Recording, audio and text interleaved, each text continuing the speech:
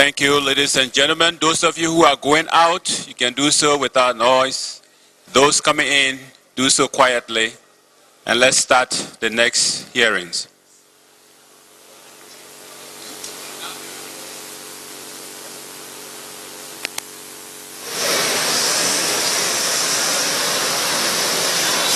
Shall we please stand as we administer the oath?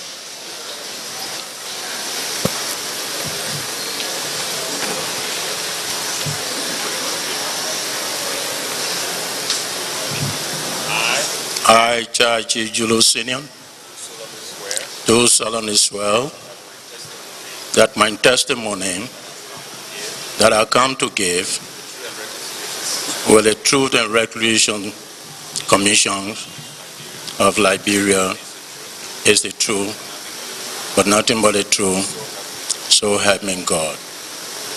Please be seated. Please be seated.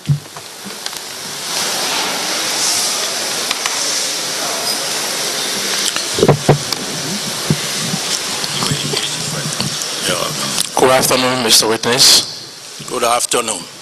We want to welcome you and express our appreciation to you for honoring the invitation of the Commission to come and share your experience of the past with the Commission and the people of Liberia.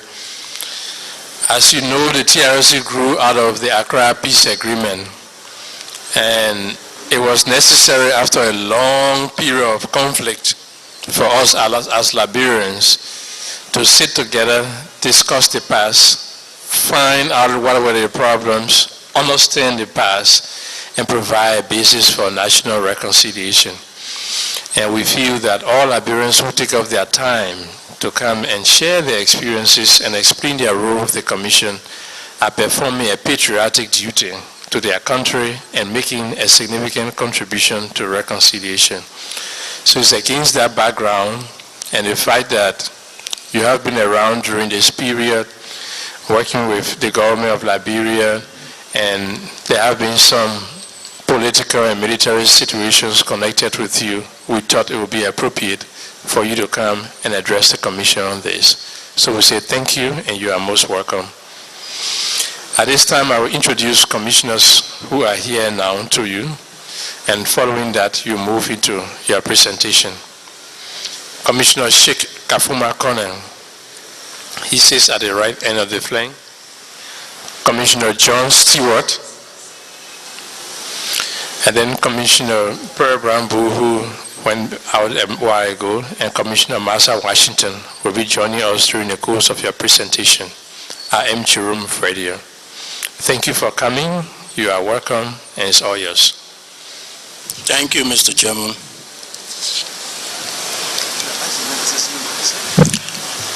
Mr. Chairman, fellow citizens, ladies and gentlemen, I thank the Almighty God who has given me the opportunity for my appearance before this historic gathering.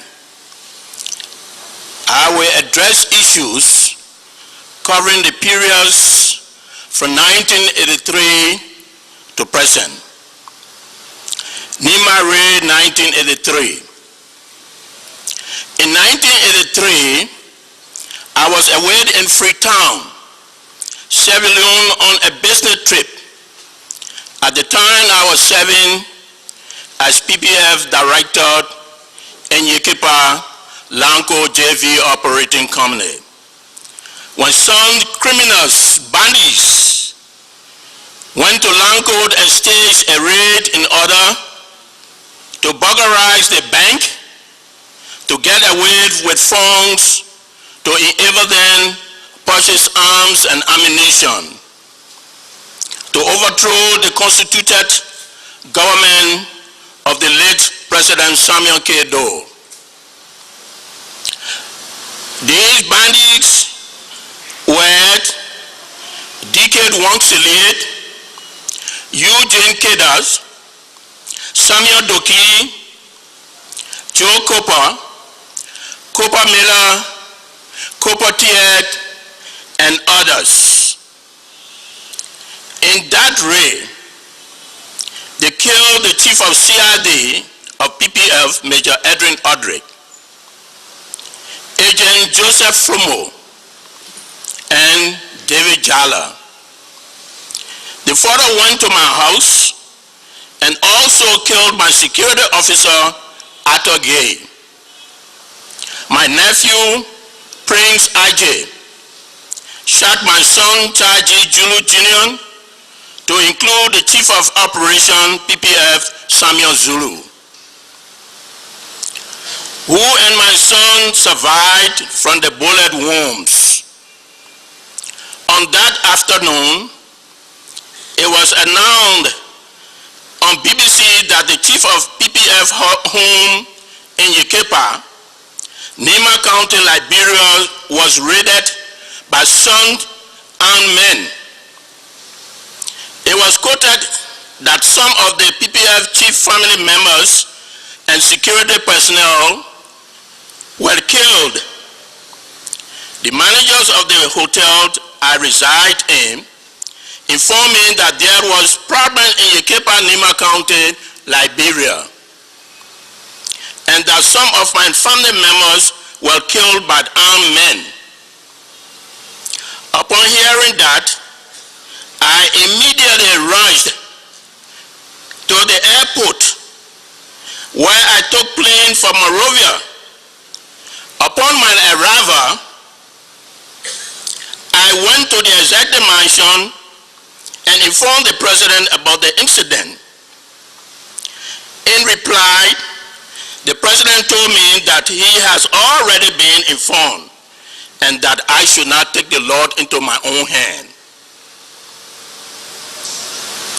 The government was investigating the matters. When I arrived in Yekepa, I was taken to the hospital where my son was lying in a pool of blood and the bodies of those that were killed showing to me. I then arranged with the head doctor for the transfer of my son to West Germany for proper medical treatment.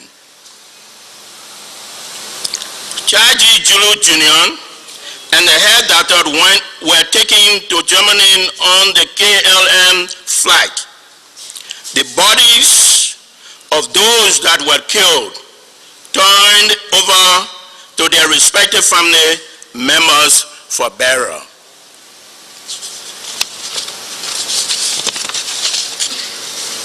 I went on to do my normal duty based upon the directives of the president. I did not say anything to anybody.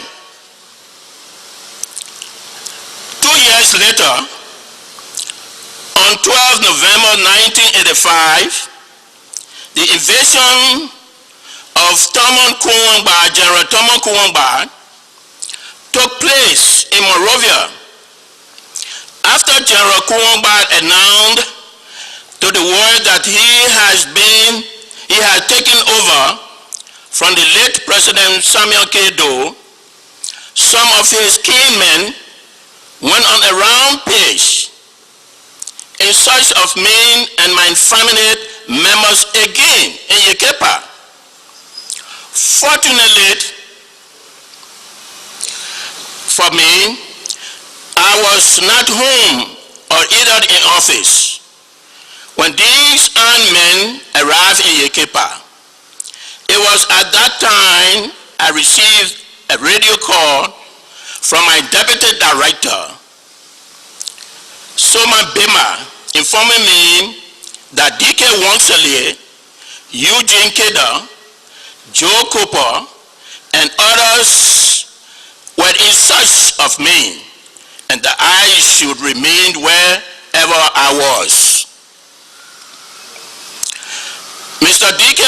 Wonselie and his armed men went to my house again, met my wife, arrested her, stripped her naked, and raped her, and alive killed my husband, George Gay.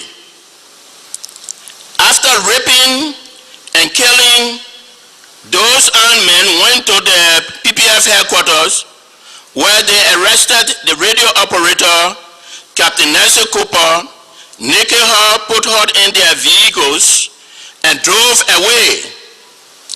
I was again informed about these armed men acts by my deputy director. After having been told, I ordered the AFL detachment commander, Colonel Vlad, in my capacity as chairman of the Joint Security in Nima County,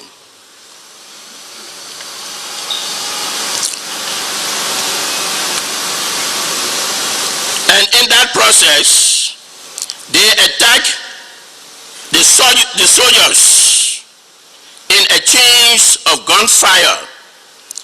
He once again and some of his men met their untimely death, and their bodies were brought to the headquarters. Later, I went to my house, where I met my wife naked, unconscious. I took her to the hospital and later fled her to Freetown for medical treatment, but she later died. Looking at those situations from 1983 to 1985, I decided to resign my positions 1986, both in private and government. Back into the military 1987. In August 1987, I received a directive from the late President Samuel K. Doe that I should report to the executive mansion immediately.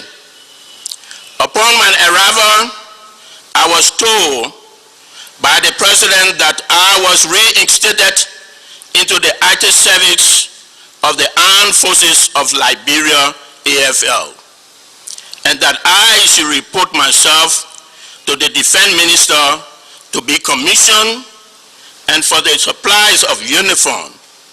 Subsequently, I was commissioned as Brigadier General and assigned as Battalion Commander for the Executive Mansion. Mr. Chairman, ladies and gentlemen, I want to clarify here on the statement made by Prince Y. Johnson that I charge Julu, Senior, his brother, Decade Wanselie. Such information is false and misleading to the Liberian people and the world. In a book published by Prince Y. Johnson entitled The Rise and Fall of President Samuel K. Doe, on pages 28 and 29 respectively, and I quote, I'm quoting him, "It can be recalled that in 1983, when General Kuwambad was dismissed from the army, a group of his key men, both civilian and military men urged him to stage a coup against Doe. But he refused to do so. These men, acting on their own, went to Lanco Joint Venture Operating Company in Nima County and staged a raid. Their goal was to burglarize the bank and catch away money which they could use to purchase arms. In their attempt, they started ethnic reprisal by going to the homes of Lanco Chief of Security, Chai Julu, and killed all of his children and one major Audrey of the Plant Protection Force. child Julu was out of Lanco at the time. The second paragraph of page 28. When government forces arrived, the leader of the raid, Brigadier General Robert C., First Lieutenant Coppertier, and the Sawyer Constitution Commission's co-chairman, D.K. Wanselier and Eugene Keda of the Liberian Immigration Service were rounded up, except Coppertier, who escaped while the rest were killed along with other innocent citizens of Nima. Mr. Chairman, the second paragraph of Prince White Johnson is a lie. The death of D.K. Wanselier, Eugene Keda, and others occurred in 1985, when he again went to Yekepa and carried out his wicked deed by going to my house, naking my wife, rape her, my husband, kill him. I met him, his trousers were down, they have him in a butt, and my wife was taken to the hospital, and later on she was flown to Sierra Leone. Prince Johnson, he possessed demons, and that demons is a lying demons. Prince Johnson possessed demons, and that demons is to go around killing innocent people when the war was going on. And he came here to say that I, Child Julu, was catching high times in the prison compound. And I sent my wife in his office to beg for money, which is a lie. My driver is here in the crowd here. One day I received a telephone call, and he told me, "Oh, General, I want to see you." I said, "Where?" He said, "Anywhere of your choice." I said, "Well, we can do that in your office." He said, "Yes, fine. Come to my office on Monday, 11 o'clock. I got dressed and went to his office. I shook his hand as brothers and friends. He was confused. What he called me for, he never stated it. And in that office, I carried 3 bodyguards with me. But all his office staff were present in his office that day. And he only told me that the people sent for him to Lutheran Church to give a speech. And that speech concerning the massacre of the people in the Lutheran Church. So I said, "Well, look, my man, I have nothing to do with Lutheran Church issue. When the Lutheran Church issues were occurred, I was out of this country, and I'm going to brief the people, the audience. I said, I was out of this country. I left this country July 4th, 1990. A Lutheran issue, according to information, happened in August 15, 1990. I was then in America carrying out my usual business.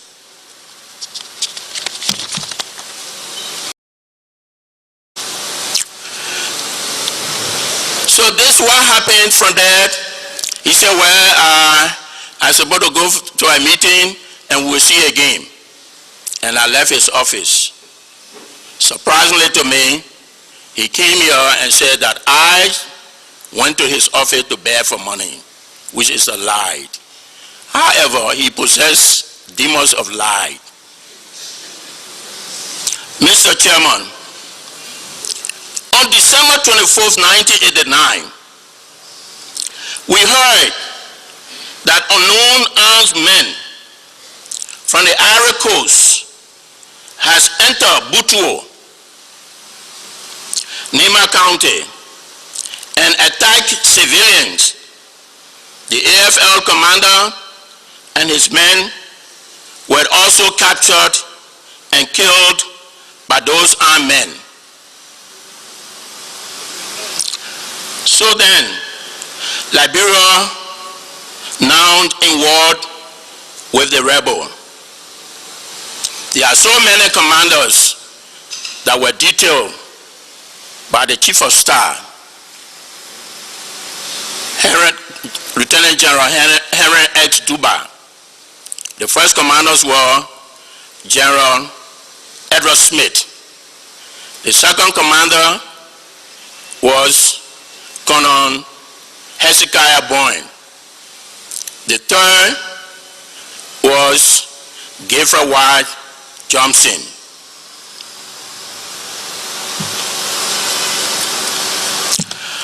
On March 28, 1990, I was detailed by the Commander-in-Chief to replace General Gabriel White Johnson in the front line because of his illness.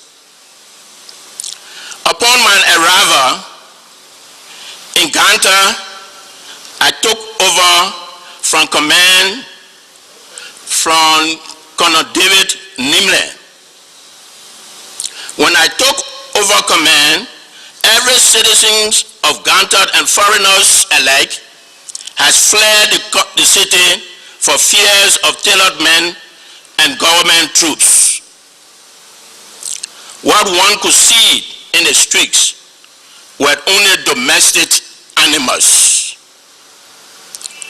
In April 10, 1990, we were attacked by the NPFL rebel, and that attack was repaired by the government troop.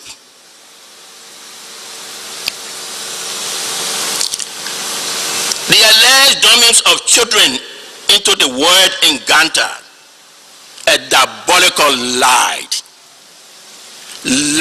by Prince Johnson again. And I want to make this clear to the Liberian people that lie will not build this country. And I know that there are others who are trying to damage good people's reputations because of their ethnic background. Rumors has been circulating from 1990 up to present that I, Lieutenant General Charles Julu Sr., dumped little children into the world in Ganta. Lied.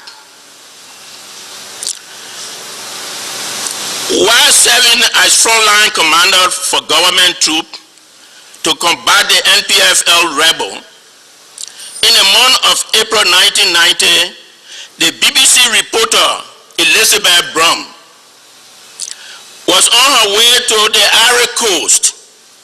She paid me a visit at my command post and interviewed me.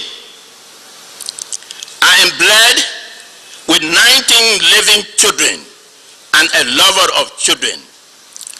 Where did I get those children from that accordingly, allegedly I dumped into the world in Ganta? Bunch of lies. When there was no civilian present upon my arrival in Ganta, if these informations were true, the BBC reporter who have informed the entire world at the time she visited me, because we still have in our midst some Liberian. Prince Y. Johnson and his men in Sanikode. In 1990, while we were in Ganta, we received report that Prince Y. Johnson and his men were killing the Mandingos and his own tribal people in Sanikode that refused to join his fighting foes. After receiving that information, I detailed Colonel Fele Kamai to proceed to Sanikode to repel the rebels' attack and rescue the civilian. After the rebels were flushed out of Sanikode, Colonel Kamai came back to Ganta with 3 trucks loads of civilians, loaded with civilians, and they were dispatched to Banka, buncounted for safety. While we were still in Ganta, we received another military intelligence report that Prince Y. Johnson and his men were bypassing our positions, heading for Banka, buncounted. Upon receiving that information, we immediately retreated to Banka, buncounted.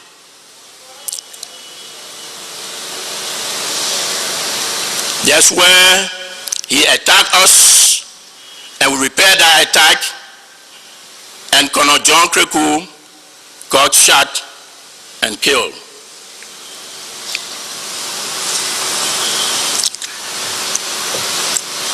While we were in Banka, I received a call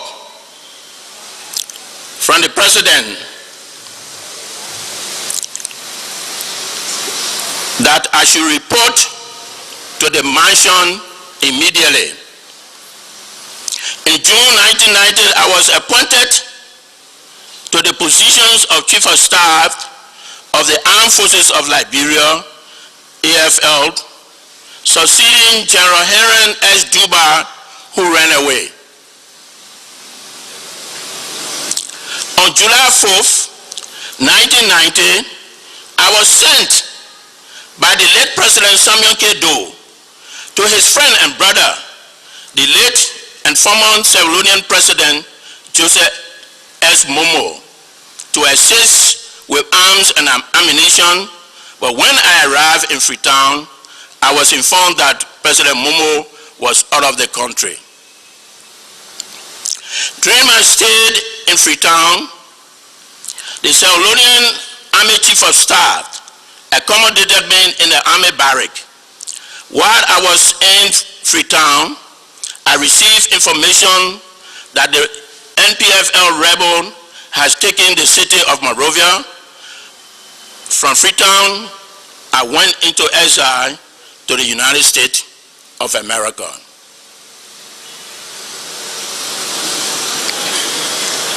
Lutheran Church compound massacred in Monrovia, 1990. I'm making this allegation clear here today. On the 1990 Lutheran Church compound massacre in Monrovia, Prince Johnson said that President Doe and I, we were standing up, and when the massacre was going on, lie.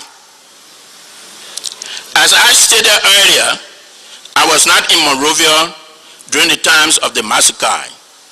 Whosoever have said or can say that she or he saw me at the time of the massacre, such a person is wicked and have been deceiving the Liberian people and the global community.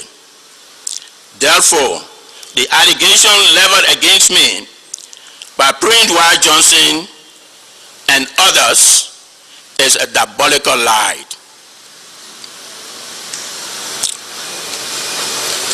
Mr. Chairman, taking over of the vacant executive mansions in 1994, I want to clear on that.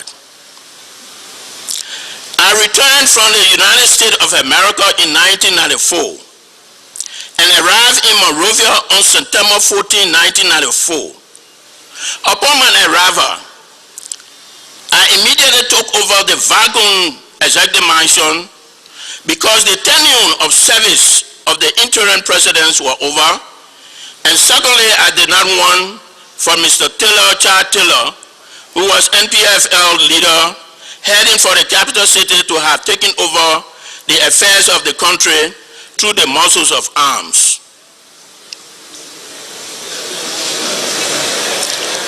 During my takeover, there was no bloodshed, intimidation, looting, and any harassment of peaceful citizens. After peacekeepers' equipment were paid the foreign money, I was flushed out, arrested, investigated, and sentenced. My release from prison came when angry crowds stormed the post stockade during the April 6, 1996 crisis in Monrovia.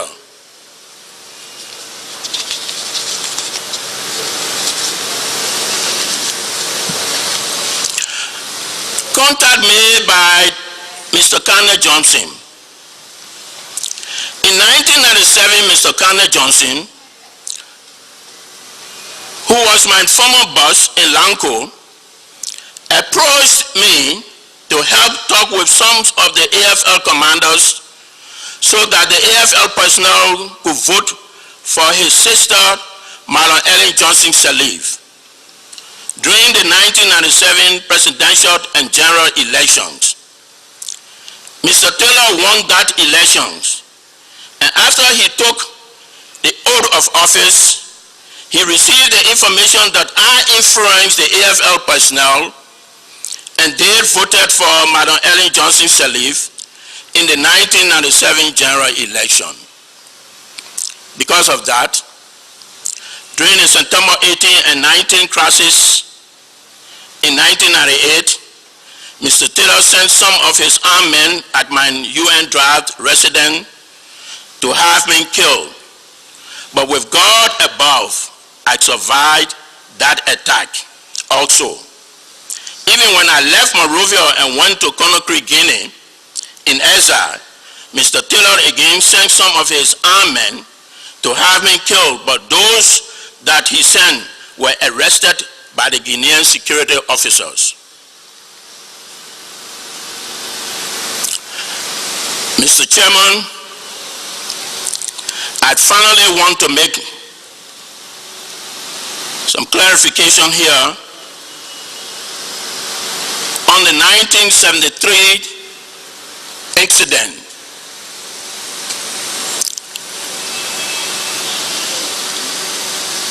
I want to make this clarification because people are making comments and thinking that I am part of that coup plot, and which is false.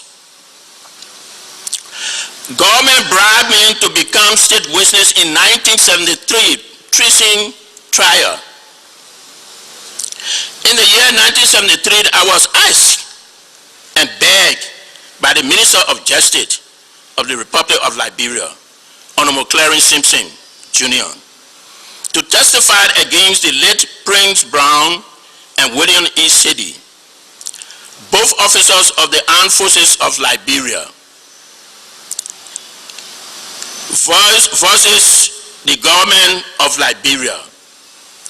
In the alleged treason trial, as government principal witness, in the presence of General Bian Deva Keseli, then commanding generals of the Armed Forces of Liberia, the late Honorable Frank E. Towell Sr., Senator of Macerado County and President Pro Tem of the Senate, Honorable Nathaniel Baker, Director of the Executive Action Bureau, EAB, and conservator steward of the Armed Forces of Liberia. I was given an amount of $2,000 by Honorable Simpson Jr. He also tutored me what to say in the tracing trial involving the 2 AFL officers. I was again promised by Honorable Frank E. Tower to be promoted to the rank of major, and also according to he Tower, his brother, the late President William Richard Tower Jr., would promote me and give me certain amounts of money to travel with my family members to any country of my choice. I refused the offer on the ground that I did not want to lie on anybody as a God-fearing man, because I did not know about any coup plot involving the late Brown and City, and for my refusal to become government witness, the commanding general ordered Colonel Stewart to have me confined at the post Turkey until otherwise ordered. The late Honorable Frank E. Tower ordered that I should be placed in close confinement and that they were still going to use me as one of their witnesses.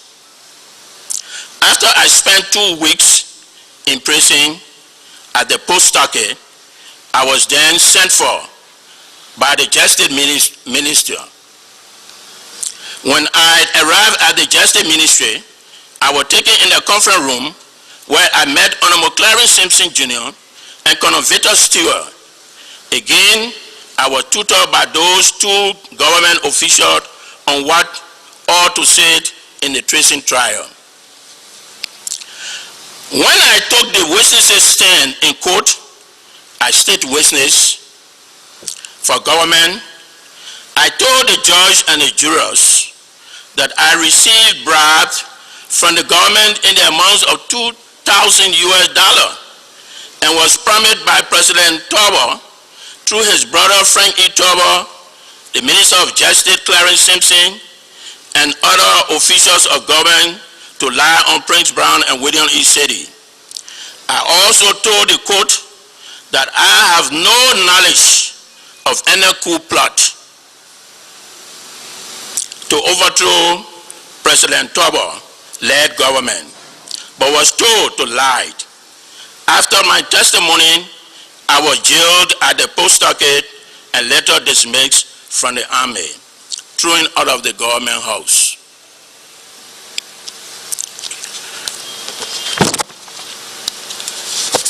Mr. Chairman,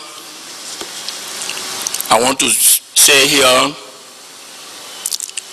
many thanks for the opportunity given me, and I thank the audience for their undivided attention. And this is what I know during from 1983 to this present. Thank you. Thank you very much, Mr. Witness, for your presentation to the Commission, covering all that you know and what you have experienced, and in a lot of ways trying to dispel lies and rumors about what has been said about you previously. Now that you have made your presentation, we as commissioners should be asking some questions so that we can get clarity and so that you can throw more light on some of the issues that have been raised. And I'm sure we may have some issues to raise ourselves.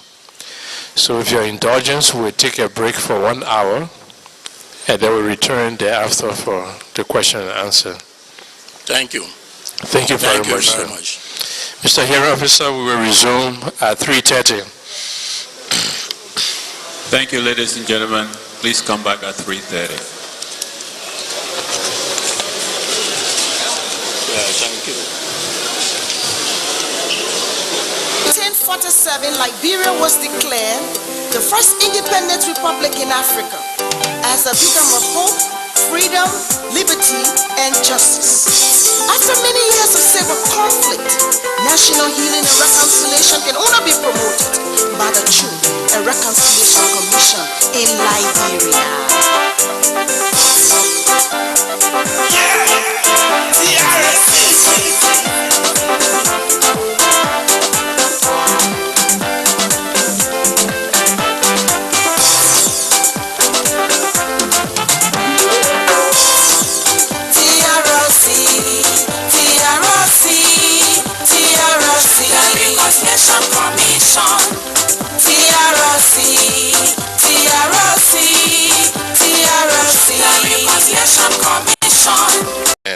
And other, was there a formal investigation by government or anything of the kind? Upon my return, I went to the executive mansions, as I said, and the parent told me that the government is investigating the matter and I should not take the law into my own hands. So, as a soldiers and my commander-in-chief giving me instruction, so I didn't take anything in my own hand, in my own way. I quietly went on with my normal duty. Were there any reprisal against those you term the bandits who led the Nima raid? The reprisals took on over 1985 when they came back during Tomo Kumbad invasion. That's the time they got in cracks with the AFL detachment that were assigned in Yekepa.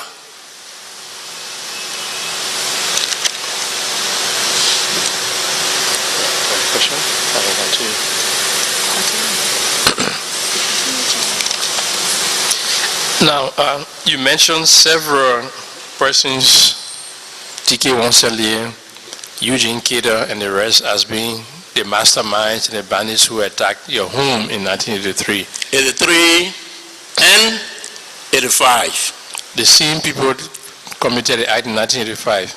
Yes.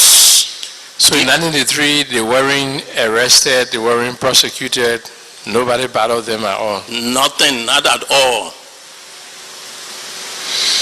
Do you know whether any of them is still alive today? Not to my knowledge. Not to your knowledge? No. Between the period 1983, then we have the situation of 1985 November. November 1985. Do you recall when Kunkwa attempted to unseat the government? Well, this is what I'm telling you. That's the time they came back again and went to my house, raped my wife, and killed my houseboy. So then I had ordered the AFL commander conflict. They went back to the headquarters and arrested Captain Nessie Cooper, the chief of radio operator, naked her, and put her in their vehicles and drove away. So I ordered that they should pursue them and bring them back to headquarters. So in doing that, there was gone a change between them. That how come DK, Wonselier, Eugene, and others, to include one soldiers from conflict, lose their life. Can you explain how that happened? I was not there. Oh, you weren't in Nimba? I was not present. So DK Wonselier, Eugene Kader, and others died in Nimba? I was not present when it happened. After my deputy director, Soma Bema, told me to stay where I was, and later on I came, I met the abolists lying down at the headquarters, and then I went to my house and saw my wife lying down, butt naked, unconscious, my husband was killed and tempted with in his honor, and I was confused. So what was going on at the headquarters whatsoever, I cannot remember. I did not know. But it was in that particular incident that all the bandits lost their life, including Eugene Kidder. Kidder's? Yeah. Kidder also too lose his life during the exchange of fire.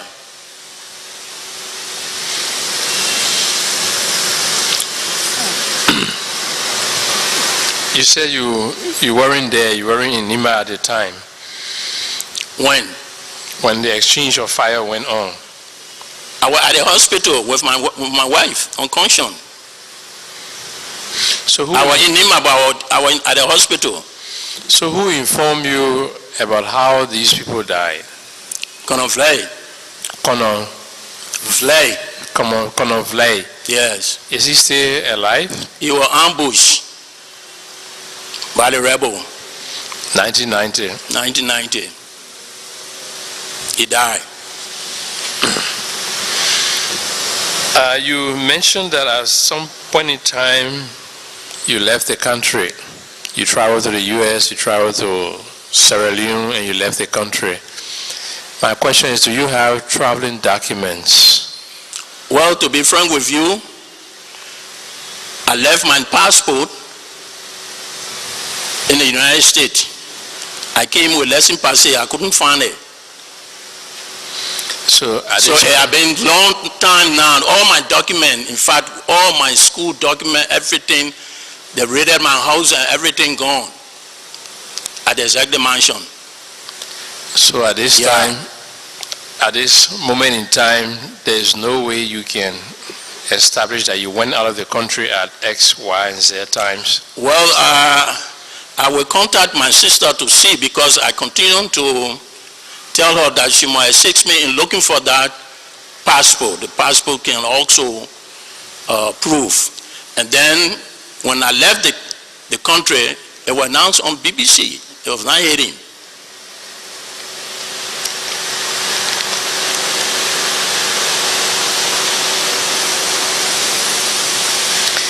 Let's talk about 1994. When you came over and you described what you say, you took over the vacuum of the executive mansion. Can you explain what you mean by vacuum of the executive mansion? Say again. 1994. You came over and in your statement you said you took over the vacuum at that time at the executive mansion. At that time, the interim government times were over and there was nobody. And I think they were in a meeting in Ghana. So I came and picked that chance and I took over. Can you tell us how it happened? Did you just walk to the mansion and took over, or? To be frank, up to this time, there are some people really cannot understand how I did it. But when I arrived, I came that evening and I was in a hotel. And from the hotel, that evening, that night, I walked straight in the mansion yard. The soldiers were, the Eskimos were all standing around. They saw me, but they didn't say anything. So I climbed up in the office and I announced myself.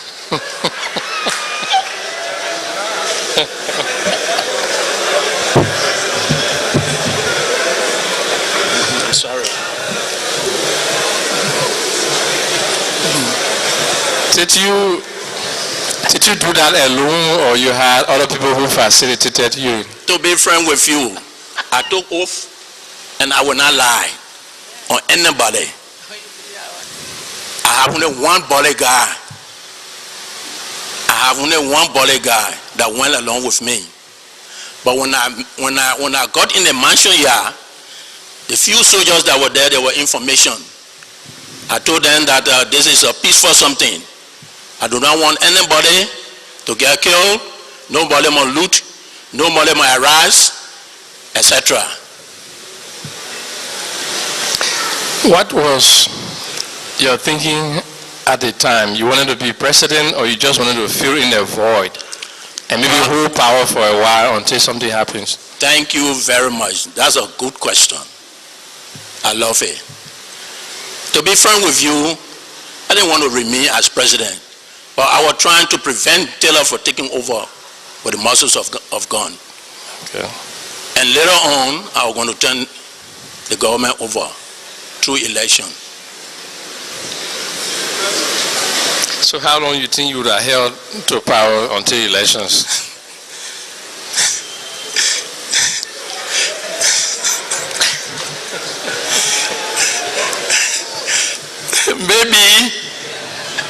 maybe about 5 months or a year.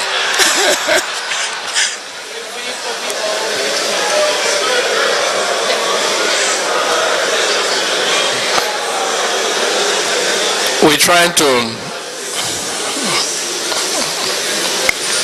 set history straight and the records and all of that. I understand. You were charged with treason at the time? Sedition. Sedition. Yeah. And you were found guilty? I was found guilty, charged for 7 years imprisonment, detained at the post docket, and April 6, 1996, an angry crowd came and released me from prison. And then later on, I was granted clemency by Alhaji Krumah. He was then, how do you call them? Call the people, co-chairman, vice chairman for the interim government. So I was granted clemency. By the vice chairman, not by the government, the whole government? Well, if the vice chairman gave, maybe it's the immediate concern of the whole government. At the time you said you had a cassette you wanted to play, and they didn't give you the opportunity to play your cassette. Can you tell us what was on the cassette? What would I heard if we... What I said here, that's what on the cassette. And this overtaking speaks for the Liberian citizen must not be afraid, and nobody is going to arise any peaceful citizen, intimidate anybody, or there will be no looting, and so on. That was on the cassette. There was a spokesperson for you on the VOA at that time. I cannot remember the name also. Do you remember having a spokesman to speak on your behalf? Well, that spokesman, there was Ato Bebo, he died. Ato Bebo? Bebo, yeah. When did he die? He died during this modern war. I actually cannot say the month, but he died during this modern war. So he was one of those who would have benefited from your... Of course. So you had your cabinet list? Listed. To be frank with you, Samuel Doki was listed. Okay. My daughter asked, why you put this man's name? I said, I'm going for peace, for reconciliation. What has happened has happened. What's about the organization New Horizon? Yeah, New Horizon and New Direction, yeah, it is an organization in the United States organized by the Liberian people. When you say Liberian people, you mean a cross-section of Liberian people? Can you speak to them, because it is our information? Mandingo was member, Gyo, Mano, Kram, Pere, you name it. And your objective was to fill the vacuum at the mansion? To do what? To fill the vacuum at the mansion? Yes.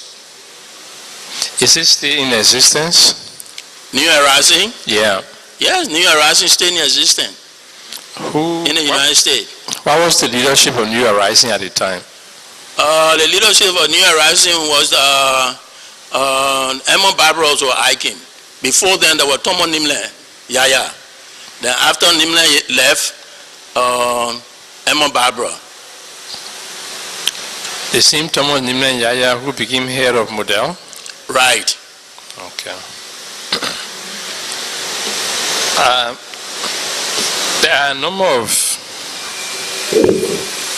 incidents that took place, and normally people, in fact, it has been rumored most of the time around here about what transpired between 1985 and 1990. I know you have said you traveled during those times and you didn't know much, but people still do think that you being a professional soldier, you being a member of the Armed Forces of Liberia, and the fact that former President Doe had respect and admiration for you, and to some extent, in fact, did you have any relationship to the former president? Yes. Okay. He's my nephew. He's your nephew. Yes. So based upon that relationship also, there is a natural thinking that you were aware of what was happening in the country at the time. You left the country, you said, in June 1990. In June 1990, you left the country. In July 4th, 1990, I left the country for Sierra Leone. There was an incident at the UN compound just about that time, probably around July 6, July 7. I left it. Okay, the UN compound was in June. I've just been corrected by my colleague. It was when? In June 1990. Well, whatever took place at UN compound, I really do not know. But in the army, they have the saying, what the unit does or fails to do is the responsibility of the commander. But I really do not know. So at this time, can you tell us how many different units they had in the AFA at that time? Because there were what people have commonly dubbed death squads operating. Dead bodies were being seen all around. People were disappearing. And so can you tell us the operating units at the time, early 1990? If anybody told you that they have death squad at that time, 1990, in the army, they are lying. Personally, when I was in command at the Executive Mansion Guard Battalion and was sent to Ganta, March 28, 1990, to release Kefra White Johnson. So if there is anyone who is saying and going around and saying there was death squad, maybe they're the one organized that death squad. So I personally do not know about death squad. But do you know of the different units that were very active at that time? I know about the Executive Mansion, the 1st Battalion, and etc. Yeah, the 1st Battalion is just one. Is there another one? Executive Mansion. 1st Battalion is different from Executive Mansion? Yes, sir. So who headed the 1st Battalion? Mostly right. That's from Shuffling, right? Yes, sir. And then the Executive Mansion Battalion? Julu. Besides that, there were no other units? There were other battalions, but they mush because people were leaving, running away. So even at that, like you said, there was no death squad? No, well, not to my knowledge. Yeah. This is what I'm trying to tell you. No, but you say, if anybody say there was a death squad in Not to my knowledge. When I was assigned at the mansion, I never heard anything about death squad. Okay. Okay. Thank you, sir. I will rest. Thank you. There are other commissioners who will pick up. They're welcome. Yeah.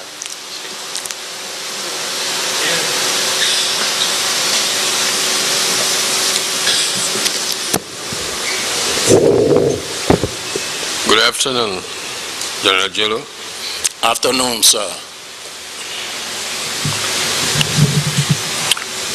Thank you for coming to testify, giving your side of the story. You said you were in the army. At first, when were you recruited? Under who administration? Who was the chief of staff at the time when you were recruited? Into the army? Yeah, into the army. General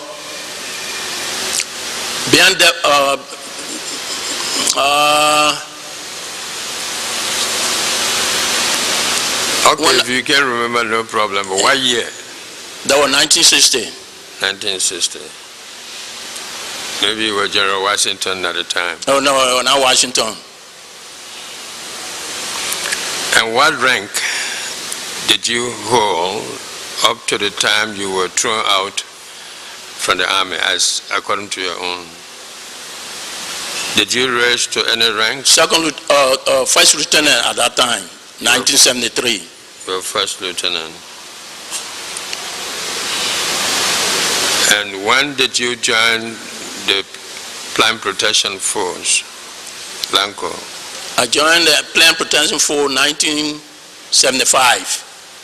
1975. From 1975 up to 1985, what was your relationship with the citizens of Nimba? Well, our relationships were very well cordial. I have a team called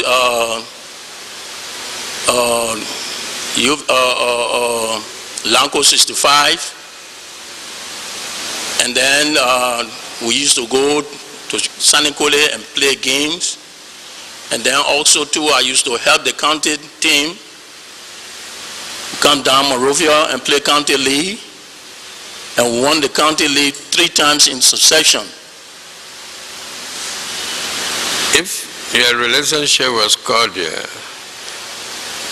can you say, if you know, why then you and your family were targeted when the issue was to raid the bank, get money, and buy weapon to overthrow government?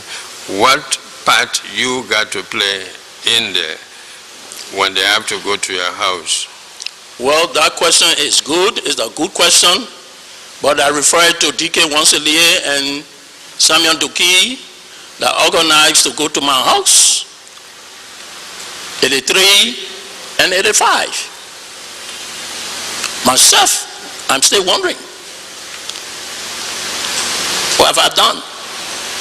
Because you were there, and you know the PPF was not one side, but geographical banners. I employ everybody there. People from Nima, from Grand Bassa, from Maryland, from Sando, you name it. You were present.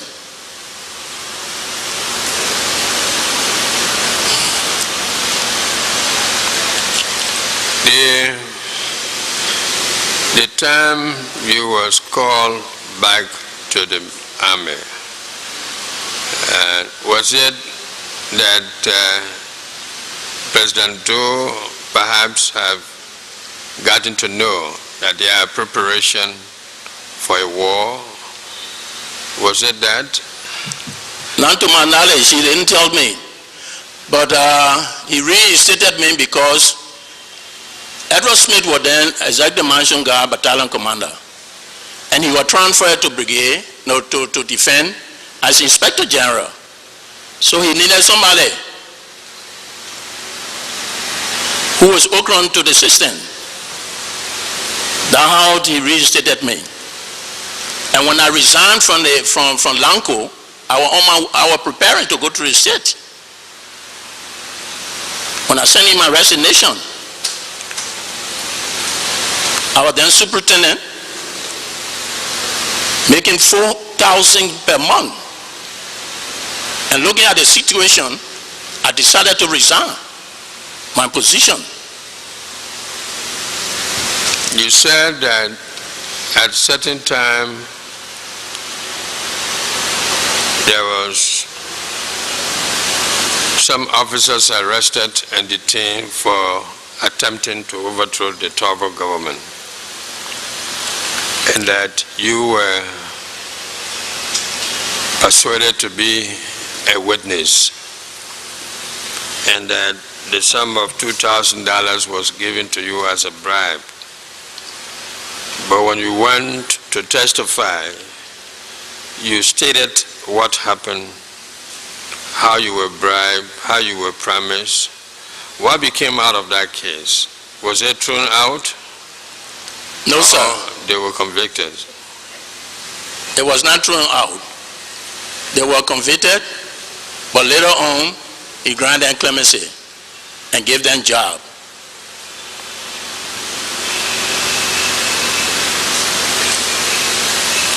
When you were the battlefront commander and assigned to Nimba during the war, who were your platoon commanders? When I took over, I have 300 men. And we didn't organize into company to have platoon. It was just a contingent. And I have Colonel David Q. Nimle, Colonel Philip Kamine, and Colonel John Y. Kreku. All of them were holding the rank of colonels? Yes, sir. And colonel was controlling a They were controlling section. We divided into section because we were not enough. I see. We were on our strength.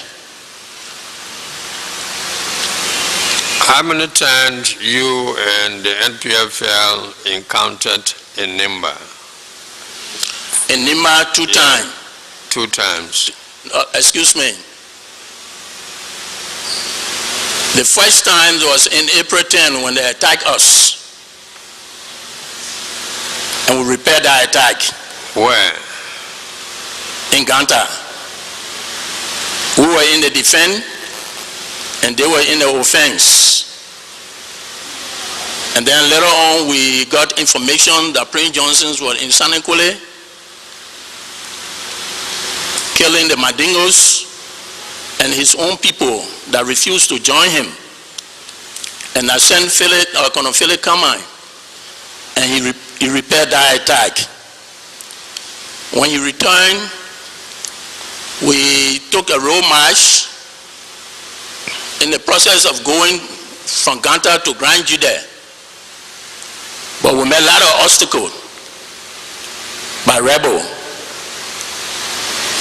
We were attacked in Kukupa, and we repaired that attack. And we were attacked in Betwo, and we also repaired that attack, and we retreated back to headquarters. That means you have more than 2 times encounter with NPFL. Yes. If they were repaired, then why is it that they emerge in Banga? In what? In Banga, because you said you was in Ganta when they said that Prince Johnson was bypassing. Yes, we were in Ganta when we got the military information, intelligence report, that Prince Johnson was bypassing us to Banga. Therefore, we retreated to Banga. Did General Kama or Colonel Kama ever report to you about the death toll in Sanekule attack, including civilians, as well as his own troop and that of the enemy troops? Was there any report given? Well, yes, he made a report. How many civilians? The civilian, he didn't give the number, but he brought few Mandingos in the truck that escaped. And they were taken to Banga for safekeeping, for safety rather. Was there any prisoners of war taken? No.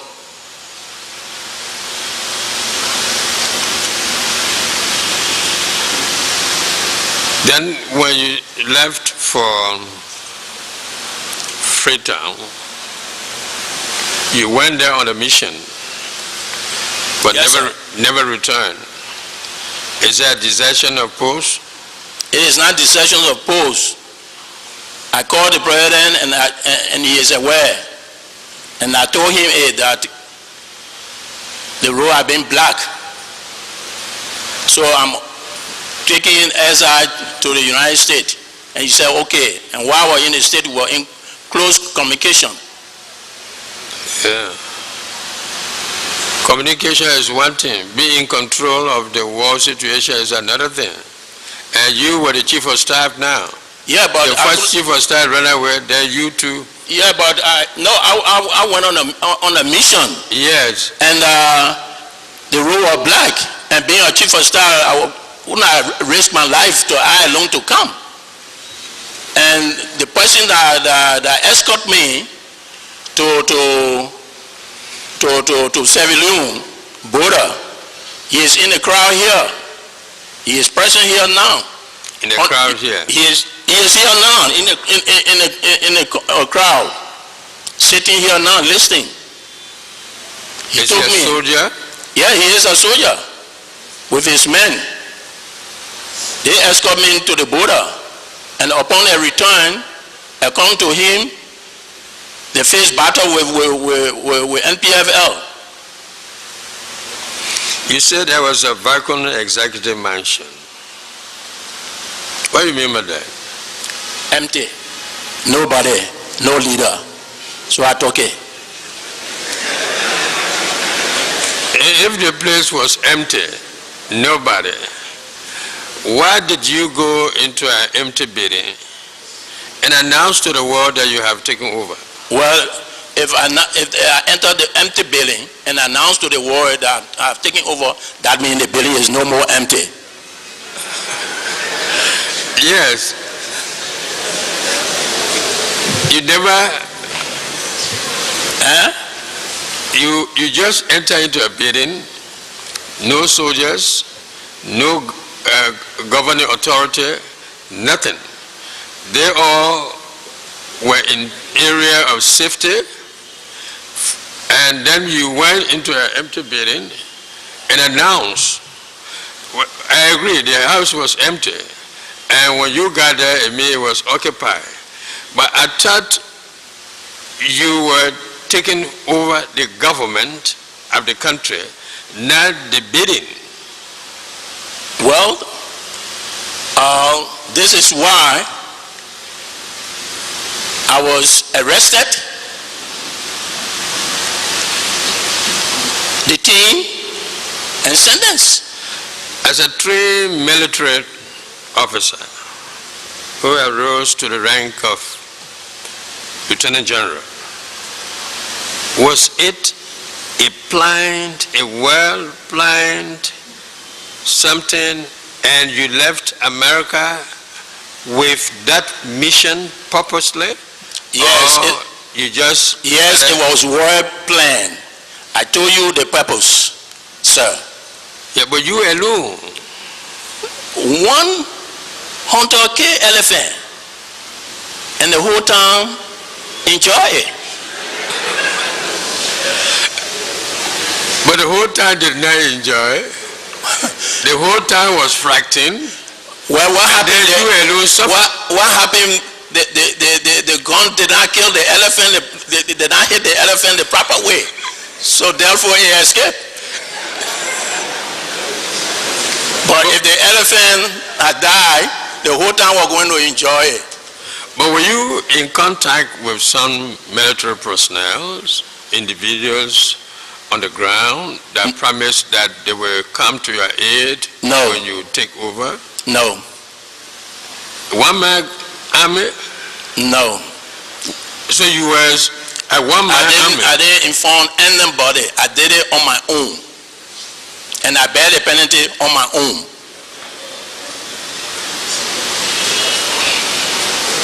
Thank you. Thank you, sir.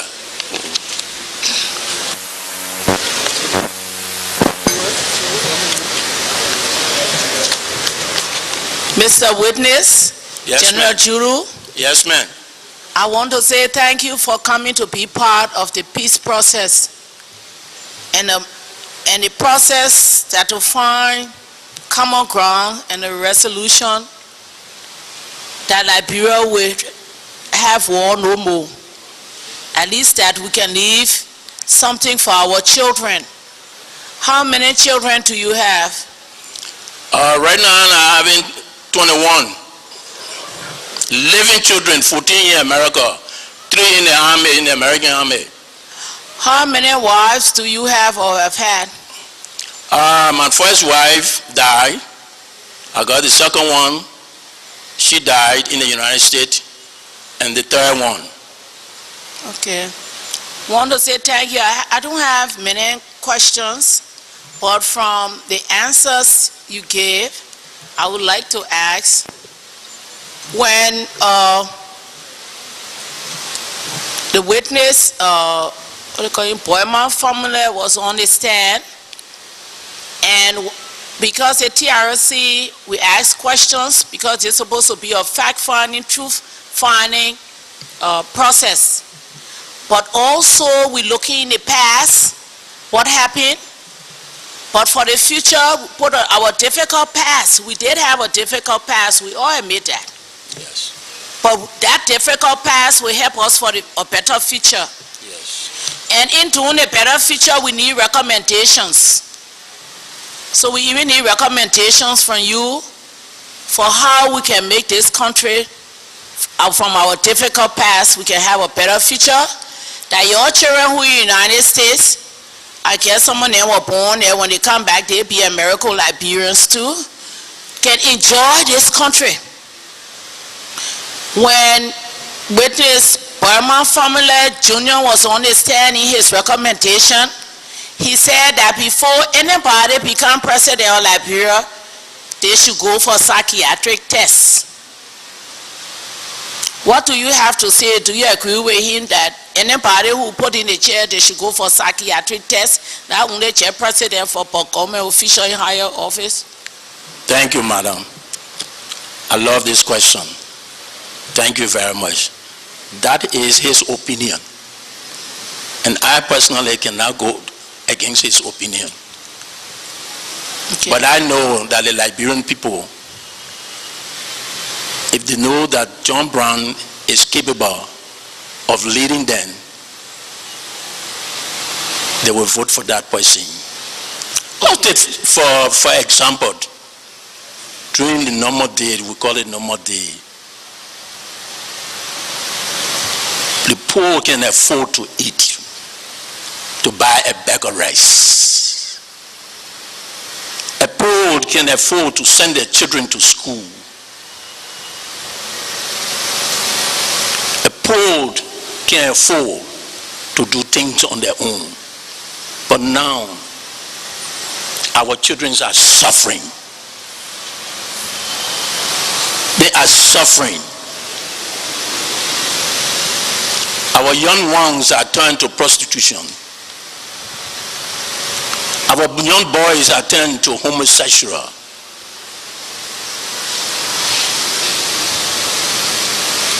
But we pray for better day to come. So it's up to the Liberians to look at an individual who they think God can first and we can second, that will lead his country So to from our expectation. From your statement, there was one day, like they used to say, some people say, it better you stay with Pharaoh in Egypt and follow Moses to the promised land. you see. Because with all these wars to liberate the people of Liberia, that was the reason for the war, misuse of public office, rampant corruption. You were in your 40s then, now you're about 62. When one look back, we see people now, most of the people who come in sitting here and lamenting, they talk and look like the all back days were the good old days. And you one of those looking at your history, you've had a lot of obstacles and you've had a lot of challenges, but you have been able to somehow surface and come back. So today by sitting here, definitely your name will go down in history, and you have given us your side of what happened. We're supposed to tell the truth, but during these days, the stories have been told to this nation that's supposed to be for truth, justice. One person will tell one story and the other one can't tell it's a lie. So almost like the song, Sparta story, well, story, Sparta story. But I can tell you, we will listen to all the stories, we will do the research. That's it. But one man came here, he said all his witnesses alive. You've come here, all your witnesses dead except one person. But other people were wrong. Thank you, because this 1983, you talk about coming, being out of the country, coming, seeing your wife. No, 85. 85. Yeah. Oh, 85. 85, my wife was then stripped naked, raped. Yes, but before that you talk about 83 and you call the names of some of the people who you call it as bandits. Others have sat here and called them martyrs. Because D.K. Wansolie, we heard his name. In fact, he was the co-signer of the Sawyer Constitution, right? That's not the thing. Co-chairman. Co-chairman of the Sawyer draft 86 Constitution for Nima. And others have called, come here and wonder how he died. But today, you've told us he was a bandit that went to break into a bank in Nima in 83. And Copper Miller, Copper Miller was one of those who we heard who came here, who were trained in Liberia, right? In Libya, as one of those who were supposed to come to liberate. Now we find that they were bandits in the Nima bank trying to break the bank. You think they were trying to break the bank to get money to go to try to buy ammunition to come back to overthrow Doe, because they were people now who seem to be all from Nima.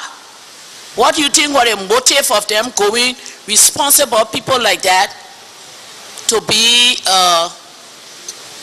bandits stealing money, and later then we find them on the Constitution to write the 86 Constitution? Thank you, madam. I'm not the only person that said it. Prince Johnson said it in his book, entitled The Rise and Fall of President Samuel K. Doe, and I read it here to you people. Yes, I have a copy of that. That part of Very my good. research. Look on page 28 and 29. You will read it for yourself. Now, you talk about 1985. 83, this is what? Yeah, that's 83. 83. Yes, you've given us your witness. That witness still living. So I finished with 83, where they stole. But did they catch them?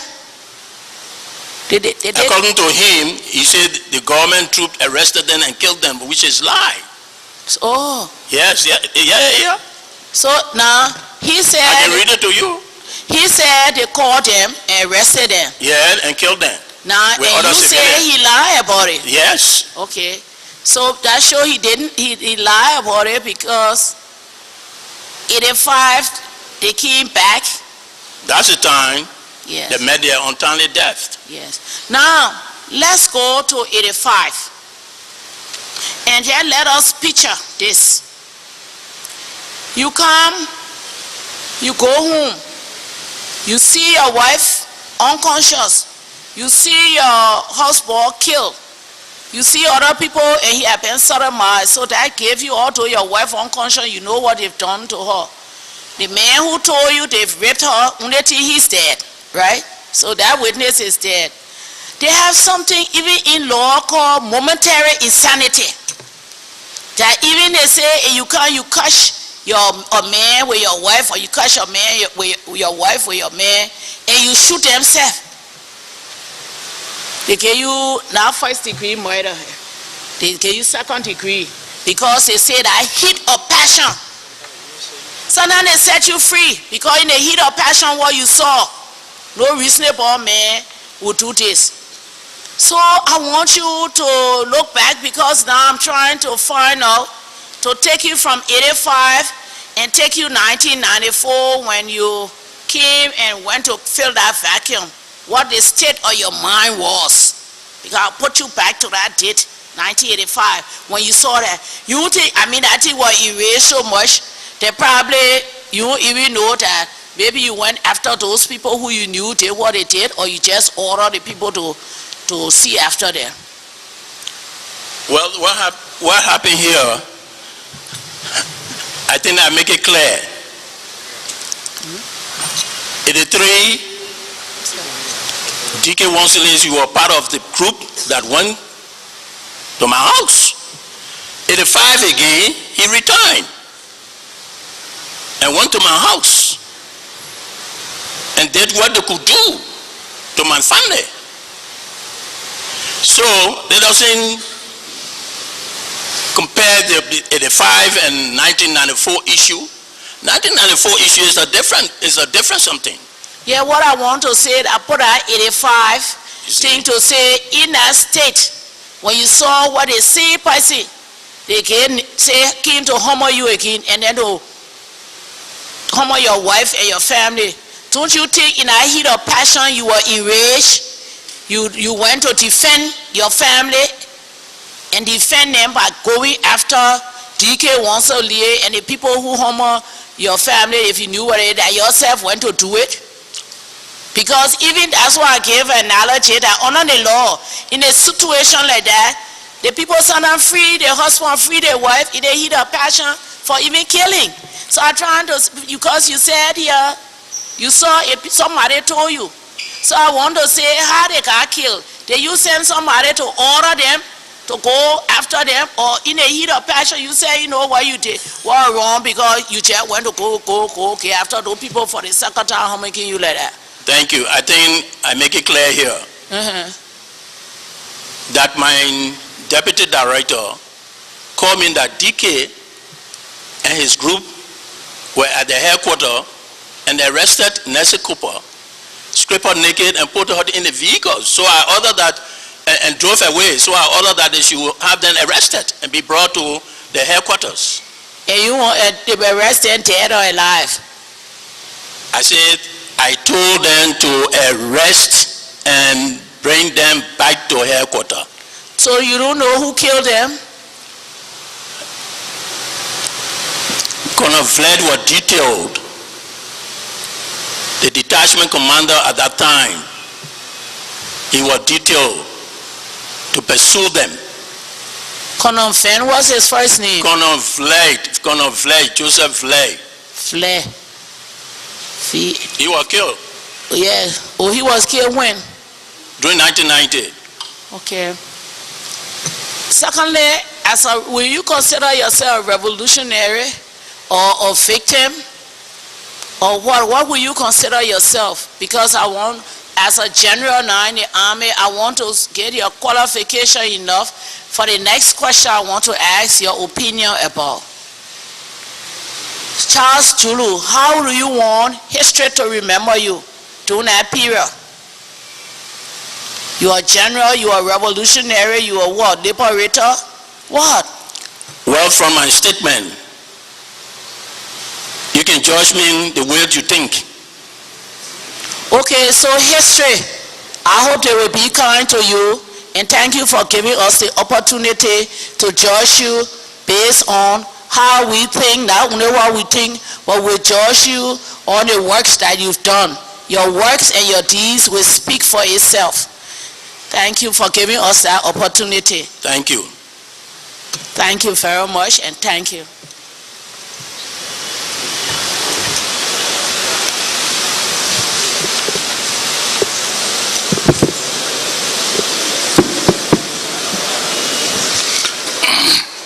Thank you, Mr. Witness, and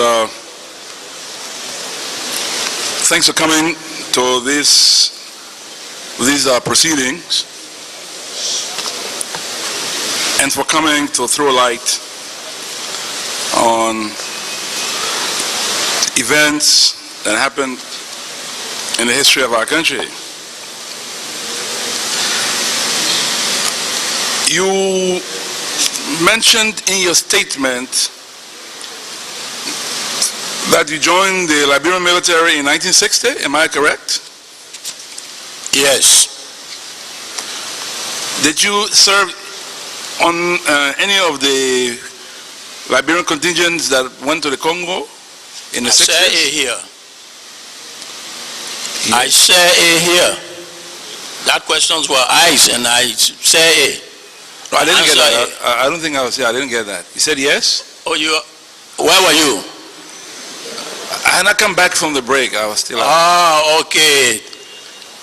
I was promoted first sergeant as contingent commander. First sergeant for the contingent. When did you join the police force? I say it here again. I told you that I did not join police force. I was only an instructor. I remember you serving in the police force as a lieutenant in 1974, 75. 75, I was with FECO. 74. 74, I was private citizen. That cannot be correct. You were in the police force as a first lieutenant. 1974. I was first lieutenant when I left the army. I was first lieutenant when I left the army. So you never did serve in the police force as an officer? I told you I worked in the army. 73, I was dismissed, and then I was asked to teach at the academy. But you were wearing police uniforms and had an office at the police headquarters? Well, I cannot remember wearing uniform. You cannot? No. All right, let's move on. Where did you get your military training? In Liberia and other places? Other places other than Liberia, where? Liberia and then in the United States. What specialized training did you receive in the U.S.? Were you an infantry officer? Were you an artillery officer? Or what? I took up officers recruit basic training, officers basic training, advanced infantry training, leadership courses in the United States. At which those military institutions? Fort Benning or Fort Dix or where? Fort Dix, New Jersey. Basic training, officers recruit basic training, officers basic training, and then Fort Knott, Kentucky, officer leadership courses. Advanced, Fort Benning, Georgia.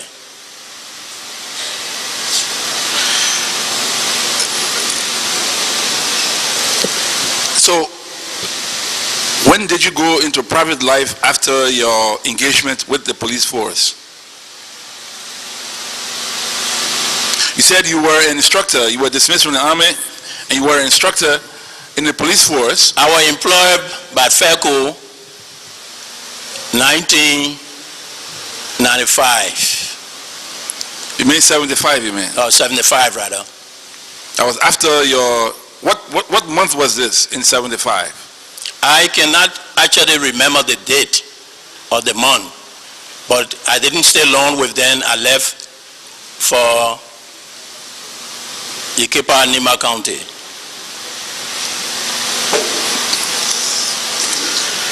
Now, after being ordered, let me just go back a little bit. 1973, you were a state witness in the trial of Prince Brown, Colonel Sedi, Sumo, and others. What was your connection to Colonel Sedi and to Mr. Prince Brown? Well, I stated here that Colonel Sedi and I were living in one house. He was upstairs and I'm downstairs. But then our son, I told him, military academy. And then you were approached by Mr. Clarence Simpson, who was then Justice Minister. In the presence of Bian Deva Kenseli, Nathaniel Baker, Frank E. Tower. Well, it's unfortunate all of them are now deceased. But Mr. Simpson is not deceased, though. So probably to his side of the story. But if we should, so you were offered $2,000, as you say. You refused. And at the trial, you announced that you had been bribed, which you refused. You refused the bribe according to you. And then you were subsequently dismissed. That's how come I was curious to know how come after dismissal from the army as a coupist and somebody who was bribed according to you and dismissed for refusing to cooperate, that subsequently you will surface in the police force with a rank. I mean, I was at a loss to understand.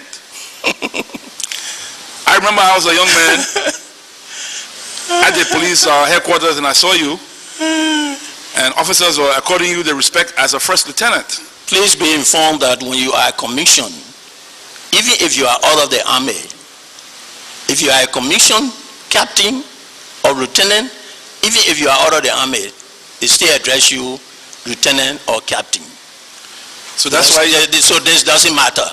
So that is why you carry the rank of a lieutenant in the police force. Yes, not in the police force. I told you that I was only instructor. I was not member. Were you a civilian instructor or police? Okay, yes, okay. But then why were you wearing police uniforms? I told you I was not wearing police uniform. I should remind you that you are under oath. I said I was not wearing police uniform. Okay. You became chief of staff of the military.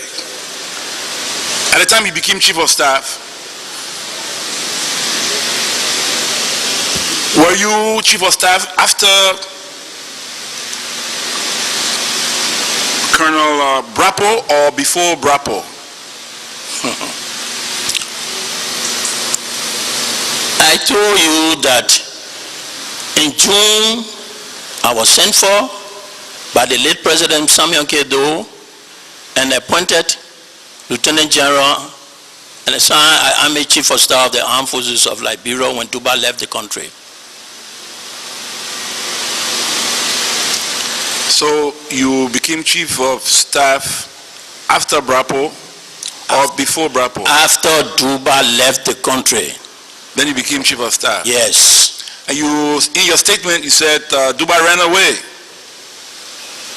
According to you? Yes. Why do you think he ran away? I don't know why he left. He came here and he stayed there. I don't know why he left. But as a top military officer at that time, were you aware that the military was losing the war and that it perhaps was the prudent thing to do to advise your commander-in-chief accordingly that, you know, you're losing the war and go to the peace table? Were you aware that the military was losing the war at the time? Well, I can't say that we were losing the war. No, we were not losing the war. But you have been pushed out of your positions from Nimba, from Bon County, and other places. Yeah, because they were bypassing us, and as they were bypassing us, we were following them. But the point is, they were bypassing you, and they were holding territory that you were holding before, and you lost control of those territories. Yeah, because we were under strength. Because you were under strength. Yes. What was the strength of the Liberian military at the time? The time when I took over at Ganta, Yes. there were only 300 men. There were only 300 men. Yes. And you were commanding a battalion. Is a battalion composed of 300 men? Or was it a skeletal battalion? Not a battalion, it's a contingent that were on the battlefront, and there were only 300 men from different battalions. Not only from my battalion. You were a commander of the Executive National Guard Battalion? Right. And at the time you were assigned in Nimba, you were still commander of the Executive National Guard Battalion. How would I be? How would I be in Nima and then at the same time Executive National Guard Battalion? I have an XO who took over as commander. As commander. So you were field commander in the area. I was field commander in Nima during the war. Yes. You said that you were not losing the war. The enemy was bypassing you, and you were retreating to catch up with or stop him before he advanced any further. But they kept bypassing until eventually they reached Monrovia. You and your friend fighting, you will tell a man that you're beating me? I am a government troop commander protecting you. You want me to sit down here that I was losing the war? Now, in Banga 1990, there was a time when you were stationed in Banga in 1990, driving a tactical jeep with a license plate ROC 1. Can you recall that? A small Corando jeep, tactical jeep, license plate ROC 1. Do you recall that? Yeah, go ahead.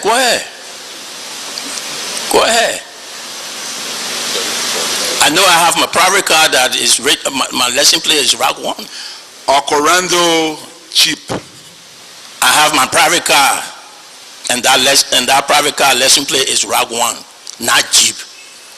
So you were not using a Corando? I was using ROC 1 on my private car, Jaguar. And not a jeep? Not a jeep. Even though there were... Because the jeep is a military jeep, and it can be used by any commander. And you yourself were not driving it, but you were in Banga. I was in Banga. Were you aware that the troops under your command were committing atrocities in Banga? That a lady, Koru, I will not call her last name, but that she was raped in Banga, in the public, in the presence of one of your soldiers at the time, a huge, tall soldier who was referred to as Idi Amin. Do you recall that? Not to my knowledge. Because I am a disciplinary man. If such a thing happened, I will discipline that man. And not to my knowledge. Not to my knowledge. Do you recall your military command ordering the arrest of a Red Cross volunteer following Elizabeth Blunt's departure from Banga, when the military came after her and she had already left Banga and went on to Nimba? Do you recall ordering the arrest of a Red Cross worker? This is not true. This is not true. Now, Elizabeth Brown paid me a visit in Ganta, now Banka. I was in Banga when she left, when she had spoken to you and boarded the taxi. But she in Ganta, not Banka. She didn't speak to me in Banka. No, in Ganta. She met me in Ganta.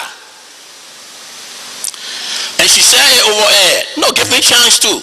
She said it over air. When I was arrested, that General Julu, if you look at his face, is fearful. But when you get near to him, he is a perfect gentleman. She said it on BBC. All right. So that interview went on in Ganta, not Banka. Thanks for the correction. In that interview, you said that Mr. Taylor was hiding in a White House in Senegal and had been surrounded. How did he escape? That is an intelligent report, and I have to say it. That's an intelligent report. I was not in Senegal to see Taylor in a house hiding. Now, you mentioned to us that Mr. Wanselier was killed in a shootout. Accounts that we have say that Mr. Wanselier and his brother Peter Wanselier were killed and the bodies remain out in the public for a whole day where nobody was allowed to remove those bodies. Can you confirm or deny this? Well, when that incident took place, I was with my wife in the hospital. So whatever happened behind me, I do not know. So you were not on the scene, so you don't know for sure whether Mr. Wanselier was killed in a shootout? Yes, I was informed by my deputy. Yes. I was in the hospital with my wife and he informed me. But how come is it only he and his brother were killed and in the community area downtown where the bodies were? Well, I'm very sorry. Well, I do not know where you got that information from. Go back there again and check. Who ordered the dumping of bodies in the Sika Valley? I do not know. You were commanded in the area? Yes, but I do not know. You can command area and you do not know what all that's going on. Well, Taylors were here, his men were doing all kinds of things, but not that he is aware of them. This was not during a period of war, so as commander of the PPF and people are killed and the bodies are dumped in the Sika Valley, you will have no idea? Nobody will report as such to you? I do not know. Nobody told me anything. I just hear it from you. Thank you very much. Thank you. We'll move on. I will give you a quotation and you can either confirm or deny. And this quotation is attributed to you in Guinea in 2002 in the presence of the Lord National Executive Committee. And you made these words. Quote, you can confirm or you can deny. I told Samuel Doe I will kill DK Wanselier, and I killed him. Joe Wiley, I will kill you, but not here in Guinea, but in Liberia when we get to Liberia. Did you ever say those words in the presence of the Lord National Executive Committee? Whosoever say it is a liar. I never ever called Joe or DK Wanselier name. Now, Joe Wallace said that, listen, he told Tomo Nimle, he said, if Julu join any rebel and a faction and take over Liberia, I will organize to fight him and bring him down. And in the meeting, I said, I will get to you too, but not here in Guinea. But in Liberia? But in Liberia, yes. And I told Samuel Doe, I never mentioned about DK Wanselier. What was your relationship to the Lord? What was your position? Were you a field officer or you a training officer or what? I'm not members of any faction. In the whole Republic of Liberia, you can see, you can look on their list. I'm not members of any faction. But what were you doing in the executive committee meeting to have uttered those words that you just admitted to? In what committee meeting? The LERD National Executive Committee meeting, in which you have confirmed saying that you were going to get Joe Wiley in Monrovia, not in Guinea. What were you doing there? What happened?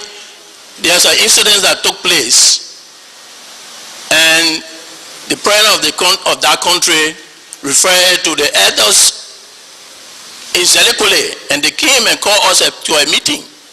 And how come he, Wallace, used that expression? But what were you doing in Guinea? You said you were in exile in the United States of America.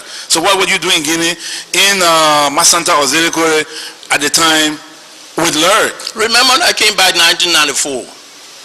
1998, 99, I left and went to Guinea. Were you ever involved in an unsuccessful attack on Liberia from Guinea leading a group? No. You never I were? told you I'm not members of any faction. Now,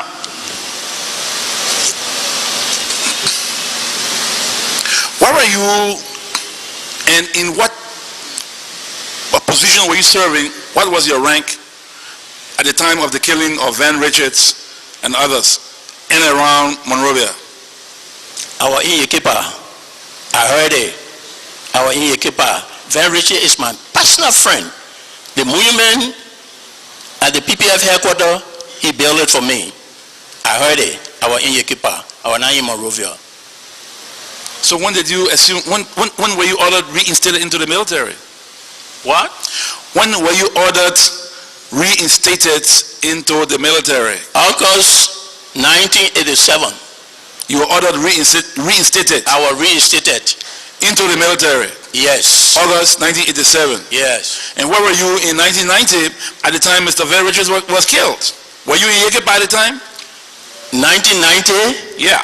1990, I was on the front line. That's why I asked. And I left July 4th, 1990.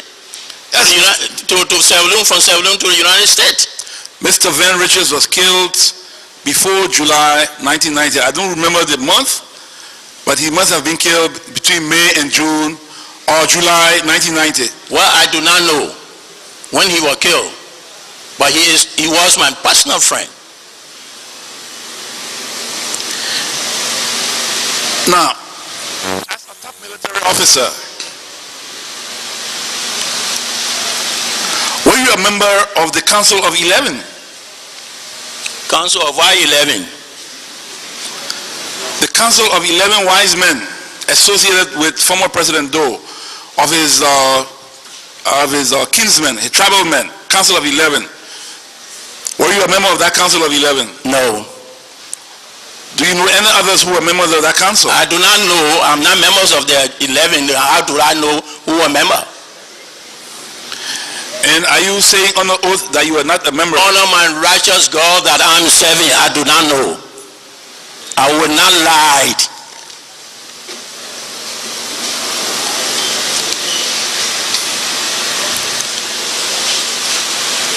Now,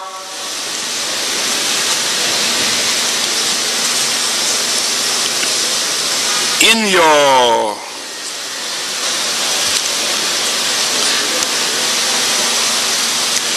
your presentation, you talked about the 1995 takeover. You already said that you had the impression that Mr. Taylor would have moved into the executive mansion because the tenure of the interim government had expired. And therefore, you moved into the mansion to prevent Mr. Taylor from taking over. Is that right?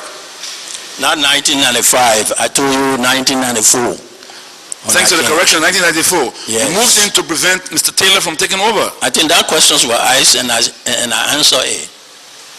So, in 1994, Mr. Taylor, Liberia was then still divided into Greater and Lesser Liberia. Now, also in 1994, you had the presence in and around Monrovia of at least 10,000 military men and women armed with a range of equipment from pistols to jet fighters. How was it conceivable then, in the face of the record of ECOMOG having repelled Operation Octopus in 1992, and then in 1994, with 10,000 troops, heavy equipment, and all of that, that Mr. Taylor will just walk into the mansion, taking over, and then you, with no military, with no army, will then be able to move into the mansion and take over. How was that possible? Well, it is my opinion, and I make a move, and I bear the penalty. That's it. So would you say your move was well calculated? Yes. Yes. So if your move was well calculated, then I will understand, I will want to ask you the question. Go ahead. Why is it that after your forces were repelled, why is it that the mechanized unit of the AFL, which was based in the executive mansion, had already loaded heavy artillery weapons and was aiming those weapons to fire on Monrovia? If they were loaded to fire on Monrovia, I do not know. But ECOMOG, the one that fired a terrorist weapon on us at the executive mansion.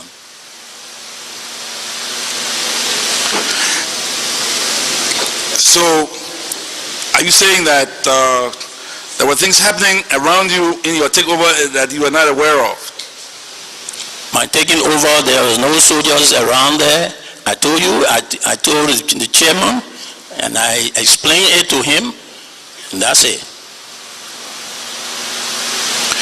Did you act in concert, aside from those who were arrested and detained with you?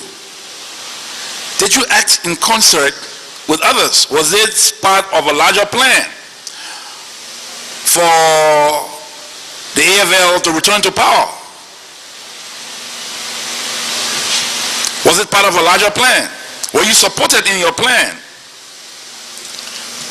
As I said, I came on my own. I did not discuss any issue with anybody.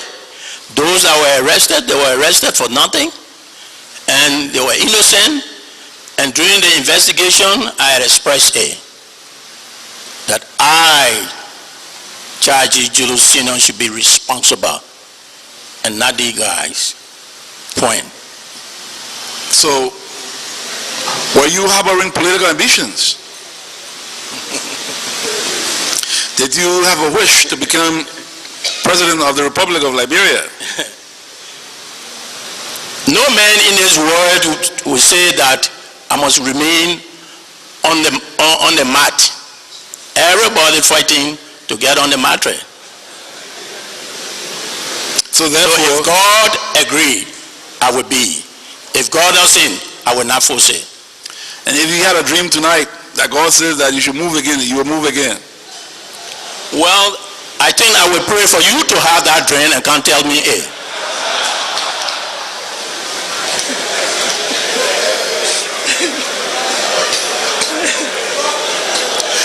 At the time you became Chief of Staff, how would you describe how did the command structure, the military command and control structure of the AFL, how did it look like? You see, you asked question. I told you when I became Chief of Staff on July 4th, I was sent to Freetown. Now you're telling me about command structure. Command structures in the army, we have the G1, the G2, the G3, the G4, and the G5. The brigade is commanded by the brigadier general and his staff. You see, I only answered you this question because I don't want to say something so you can say, my friend, talk back to me, I don't like it. No, I'm not trained to that extent.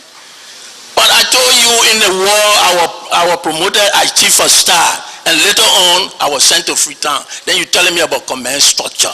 I'm asking you to describe the command and control structures? Who were those responsible for directing the war effort? Now you be reminded that at the time, Which war effort? the war against the rebels. Oh, I named the people here. I said Colonel Flay. Let me say Colonel Flay, I'm sorry. Colonel Philip Carmine, David Q. Nimle, and John Wakreku. I said here. So they were the officers. I mean, they were on the front line with me. I said here clearly. And even the baby in a woman better her. Yes, I agree. The baby may have heard it. And that's why we want to make sure, because at the time the war effort was being conducted against the rebels, there is ample evidence that random killings were going on in and around Monrovia of civilians by the AFL. What would you say to that? Well, I'm very sorry. I was not in the country then. Before you left the country? Before I left the country, I controlled my men. We were on the front line. If anything went behind me in Monrovia, I was not chief of staff at that time. There were also atrocities being committed on the front line. What would you say to that? The battlefield. Battlefield. What are the laws of war? I do not know. As an officer, I do not know. You have no idea of the laws of war? Educate me. I do not know. Were your men trained in and acquainted with international humanitarian law, the law of war? Were your troops acquainted with that? Did you take the responsibility? Well, I know that my men didn't do anything all of the way. They abide by the instruction given to them, and they defend the country, and they did their best, even though we were under strength, and they did what they could do. So you're saying that to save you and I. So you're saying that, well, now I get you sitting down here today answering questions from those men, their life. Well, I'm asking you whether you were aware that atrocities were being committed. Not to my knowledge. Under your command. Not to my knowledge. Not to your knowledge. Not to my knowledge. But it is a saying that what the unit does or fails to do is the responsibility of the leader. Commander. So therefore, I agree, but so not to my knowledge. So therefore, you take responsibility. Yes.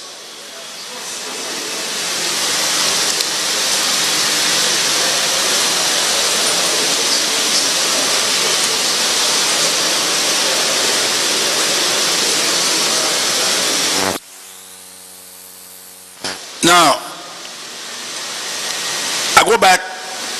What year were you appointed EMG commander?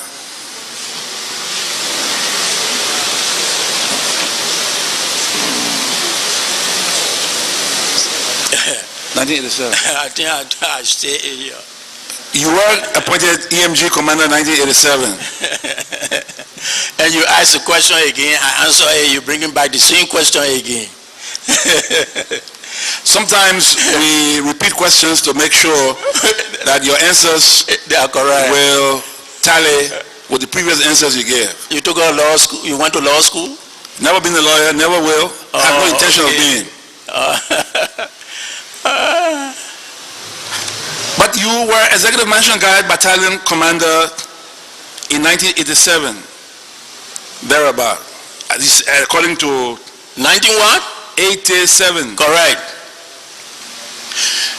There were a number of developments that happened in and around the Executive Mansion area, and I'm not sure whether you were commander then, but again, I should ask you whether you have any idea or not. But there was a Liberian who was a military officer in the United States military, had come to Liberia and went to the mansion according to the reports, official reports, he jumped off from the 5th or 6th floor of the executive mansion. But there were other reports that he was pushed off the floor, having been accused of attempting to undermine and overthrow the government of Liberia. Were you at the mansion at that time? I was not at the mansion. Yes, I was at the mansion at that time, but I was not in the fence. I went out, and I heard it when I came back. But you were commander? Yes. What were the circumstances? Well, I do not know the circumstances. What reports were forwarded to your office? I'm not the SSS that investigates such a case. But executive mansion guard commander will be apprised, or should be apprised, and will be apprised of threats to the executive mansion from wherever direction they may come. And it is only natural that reports will be forwarded to your office. What kind of reports were written to your office on what happened at the mansion? But that was in the levels of the SSS. And I do not interfere with the SSS investigation. They have that intelligent people, and I don't interfere. Were you executive mansion guard battalion commander at the time of the Flanzamiton incident? No, sir. I was in Yekepa.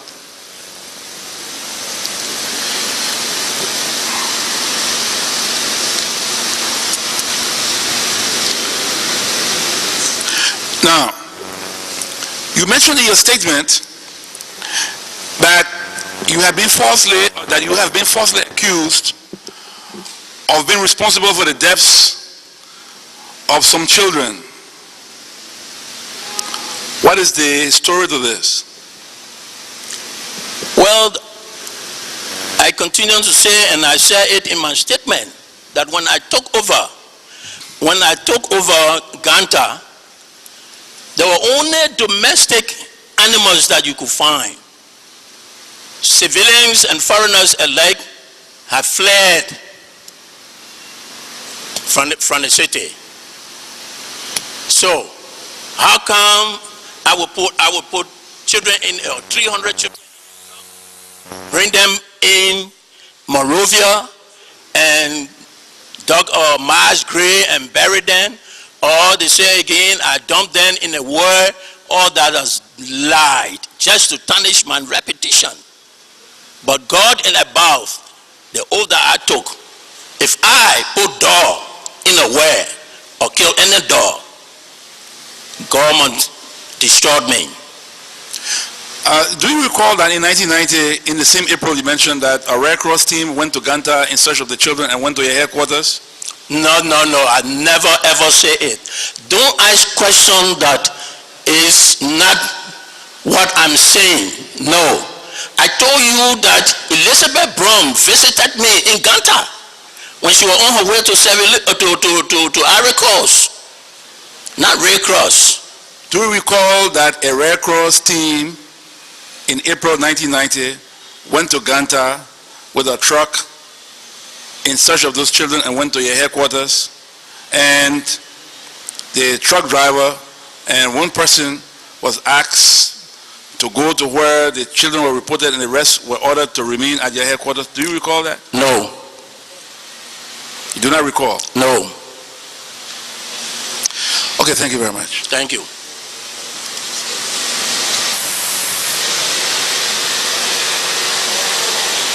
The witness. Just one question. Then you can go. I originally didn't have any question, but I just want a point of clarification. I'm trying to understand this issue of the Crown versus the Geo Minor dispute that developed in our country around the 80s. So it seems that a lot of the incidents had some minimum linkage with you or your family. For example, the Nimba raid issue. So what I would like to ask, just a general question first, in your opinion, how did this conflict develop and what were the root factors that led to the president and his group seeing the need to retaliate against the so-called minor Geo group? When you look into the history of our country, there was a lot of friction between these two groups. Would you like to shed any light on this? Well, let me tell you something. I live in Nima County for 13 to 14 years. I have children by the Nibanian. And our relationship was very, very cordial.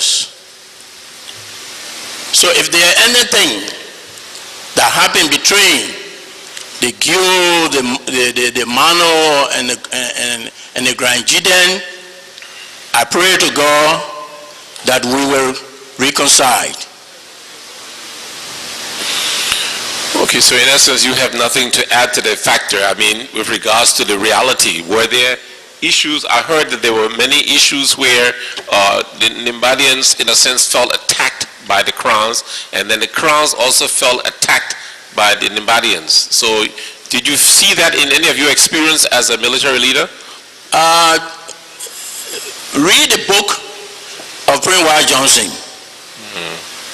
on page 28. He said in that book that the Giu did first to hit at the crown, to shed blood on the crown. Okay, that's the beginning point. It's in that book. Entitled The Rise and Fall of President Samuel K. Doe, page 28.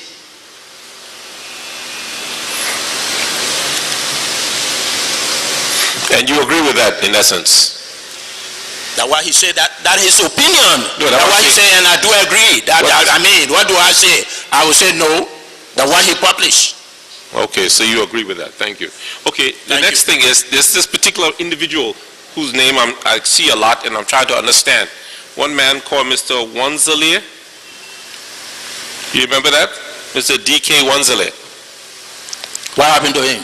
I noticed in your presentation, you said that he was involved in the Nimba raid of 1983. And then in 1985 again. And then in 1985 again. Yes. So this information you have about his involvement, is it something that you can stake your own life on, or did you hear it? Is it first hand, second hand, third hand, or what? Say again? Is this first-hand knowledge of yours? Either you saw him, or your sister saw him, or your wife saw him, or is this first-hand information, or just people say? You see what happened here? D.K. Wanzale, Samuel Doki, and others went to my house and killed my children. Okay. 83. They killed, they raped my wife, 1985. And killed my husband. All the questions you're asking now, one question somebody come up to ask about my family. Well, this is what I'm trying to get at now. This you see, to be frank, you people have not come out to ask questions what happened to me personally. In fact, that's the question I just asked you, whether this was a personal situation with you, and I wanted to get your opinion, but you said I cannot say personal situation. I do not know what was on their mind for them to carry out such a wicked act. Okay. All right. You know, another point, reason why I'm asking this question, this same man was later put on a very honorable committee. It's called the National Constitutional Commission. And he was the co-chair that actually wrote what is called today the Liberian, helped draft this Liberian Constitution, which is a very key instrument of justice and peace and stability for our country. But yet here we find that this person was someone who did such a notorious act as the so-called Nimba raid. And then after 83, it seems that he was put on this commission. So was there an investigation of that raid? Because you told us that the president told you not to worry about it, that the government would investigate the situation. And so you kept your heart hoping that this investigation would take place. But now we see in history that somehow he turns up to be put on this honorable commission. So was it that he was investigated and found to be guilty or innocent, or was he given clemency, or what? Can you give me some information on that? I told you that I did not know at that time whether they went on with the investigation or what was the reaction or the decisions, but I went on with my usual duties. Okay. And there are people here on your commission. They were present, and others. Okay. So you didn't really follow up on that case, but yet it is clear that he was put on this commission, and then 85 now he came back to stage this coup. All right. Thank you. I understand that point. Thank you.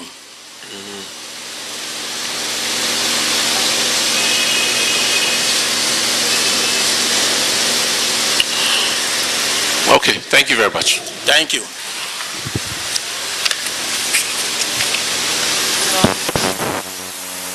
Mr. Witness, General Julu, two things from the questioning and the answering in connection with these children that were allegedly killed.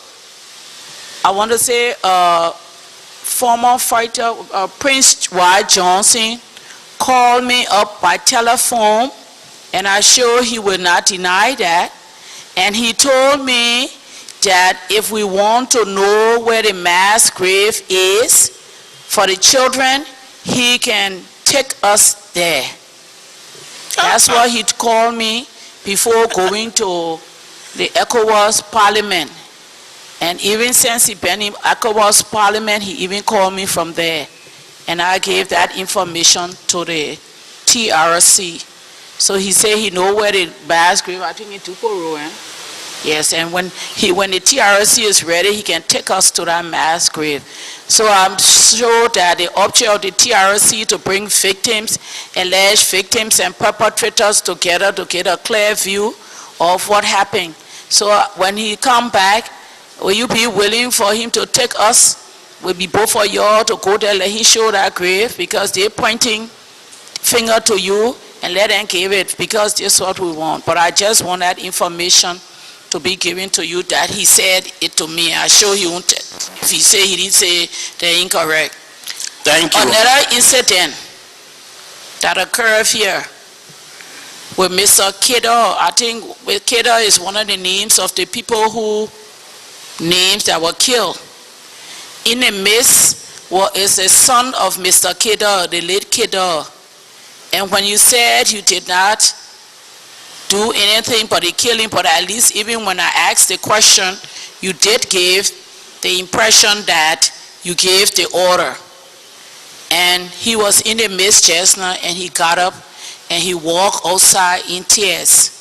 And he said he has forgiven you, but if only you could come to the TRC and admit and don't say, but he walked out, and I called for him to come back. So I hope that if even this scene today will not commence that healing process, I hope we will like an opportunity, even if it be in camera, that between the TRC and the Kidder family and that young gentleman who the future of this country, just like your children and now your father,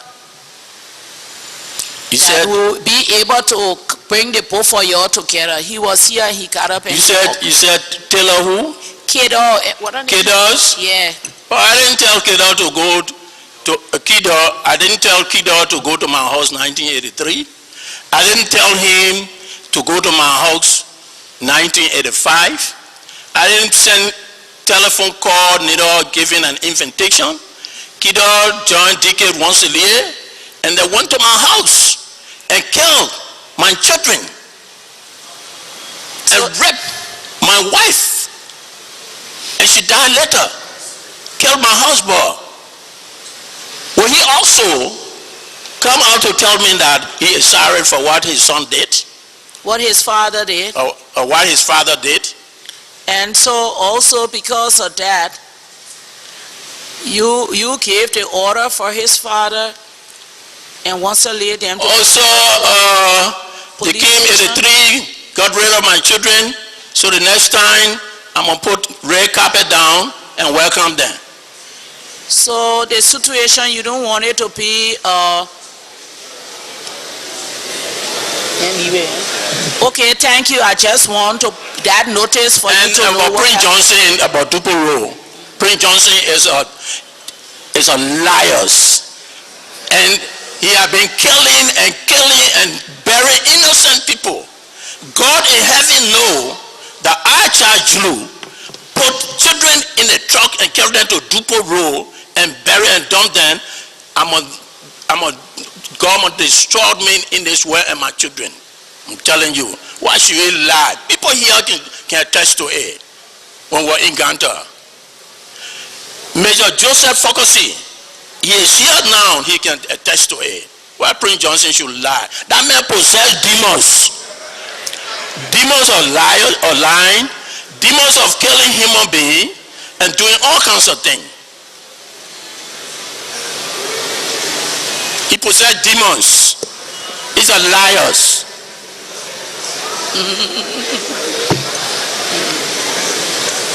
Thank you very much, Mr. Witness. Thank you, sir. Okay, I want to ask a few more questions, and one will need reconciliation, and the other has to do with the 3 truckload of civilians that Philip Kama had. You mentioned that you saw Philip Kama with a truckload of civilians. I think 1 or 2 or 3 trucks. Yeah, there was 3 trucks, but not only civilians. The soldiers that went to Saninkole, they also rolled along. Oh, they were leaving from Saninkole. Saninkole to Ganta. In what year, sir? 1990. 1990. Yes, in April. Do you know, whether they had children and women amongst those civilians who were in those trucks? There was civilian men and women. I think 1 or 2 persons there have a baby. Do you know what happened to those civilians when you? They were dispatched to Banka. Even one of them is Haja Konen, Sekou Konen wife. Mother saw me in Guinea, and she called her daughter and said, "This is the man that saved our lives in Saninkole." And he took her hand and put her in my hand and said, "This is your daughter." So it means she was among those civilians who were right, in the truck. She and her husband. So we assume that those civilians were all saved. All saved. Okay. You mentioned also that every commander is responsible for the actions of his unit. You can recall saying that? Yes, sir. So I want to go back to 1985. Colonel Joseph Frederick. Colonel Flair? Yeah. Initially you said Wassali and Eugene Kidder were caught up in a gunfight. Yes. And I think it's a fight that 1985 they didn't extend on that side. The question I wanted to ask is whether they were armed and were involved in a gunfight. But then subsequently, they were armed? They were armed. They came with some armed men. They were armed. In 1985? Yes, they were armed. Okay, and in response to questions from Commissioner Corner, you said Frederick was detailed to arrest them and take them to the headquarters. Yes. Did he execute that instruction or he did something else? Well, you see, what happened, he was on his way to execute such an instruction, but there was a change of gunfire. They put up resistance? Yes. There was a change of gunfire. Did you lose any of your men in that exchange? He lost one of his men. You can remember David Moruba? Yes. Was killed in the exchange? Yes. And all the other people were killed? Nancy Cooper was safe. Nothing happened to her. Yeah, she was the one they arrested and naked. Right. Do you know how many men Joseph took with him? No. You don't know? No. And those I was in the hospital then. Okay. Those who put up resistance, you know how many they were? Well, I really don't know the number. But all of them got killed in the exchange? No, not all. I think about 3. 3 got killed? Yes. And the others got away? Yeah. Okay, thank you.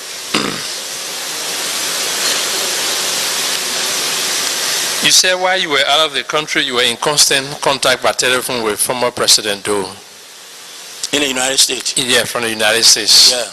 So I would think that because of that contact, he updated you on what was happening in the country at the mansion and all of that. Is that so?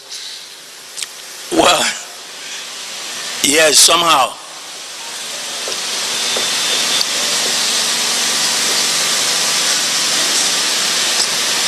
I thought you would say something about some of the things because a lot of things happened at that time. What happened, he told me that DVQ Nimle carried the soldiers out to repel an attack, and the enemy took the 106 from them.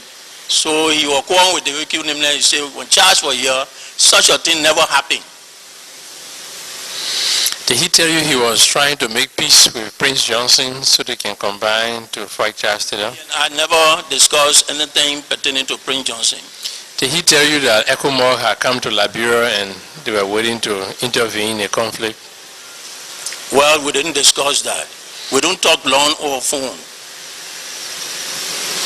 And he didn't tell you he was preparing to go to the Free Port of Monrovia? No, he didn't. I was surprised when I heard it. Can you say anything of the formation, the structure and leadership of SATU? Well, SATU were trained in Israel. They have their own leadership. And they report directly to the president, not me. At that time you were at the mansion, right? When Yes, yes. But they report directly to the president, not me. You had nothing to do with that? No. Okay. You know the leaders of SATU? I forgot the man's name, man. But I will get the name and let you know. You will send it to us? Yes, I will send it to you. Okay. Thank you very much, sir. Thank you. General Julu, we want to tell you thank you for honoring our invitation and coming to the commission and sharing this time with us. This is our first engagement, but we sure this will not be the end. Just in case, as you have said, you will supply us some information. If there's any information you think that can help the commission, we will appreciate it. But we tell you thank you very much for coming in response to our invitation. Thank you very much, sir. Before you leave, sir, is there anything lastly you want to say to us, the people of Liberia? What I want to say here to the Liberian people, that lies will not build this country. Hatred will not build this country. We are all brothers and sisters. Americans were built by the American. Nigerians were built by the Nigerian. Ghanas were built by the Ghanaian. Other developed countries were built by their citizens. Therefore, Liberia will be built by we, the Liberians. And this hatred of hating each other, fighting each other, saying all kinds of evil things against each other will not solve our problem.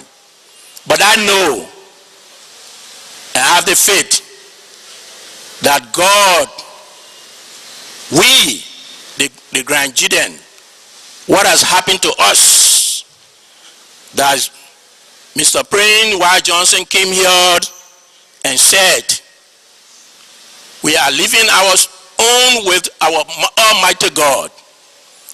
We have no power to revenge, but God will revenge for us. We forgive him, but we will not forget. Thank you. Thank you very much.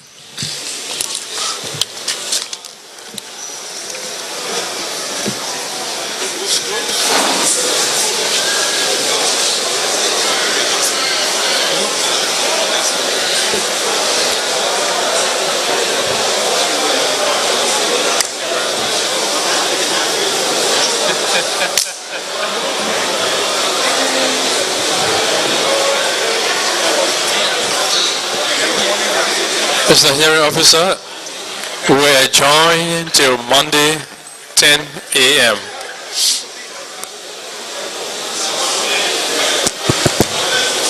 Ladies and gentlemen, thank you very much for coming.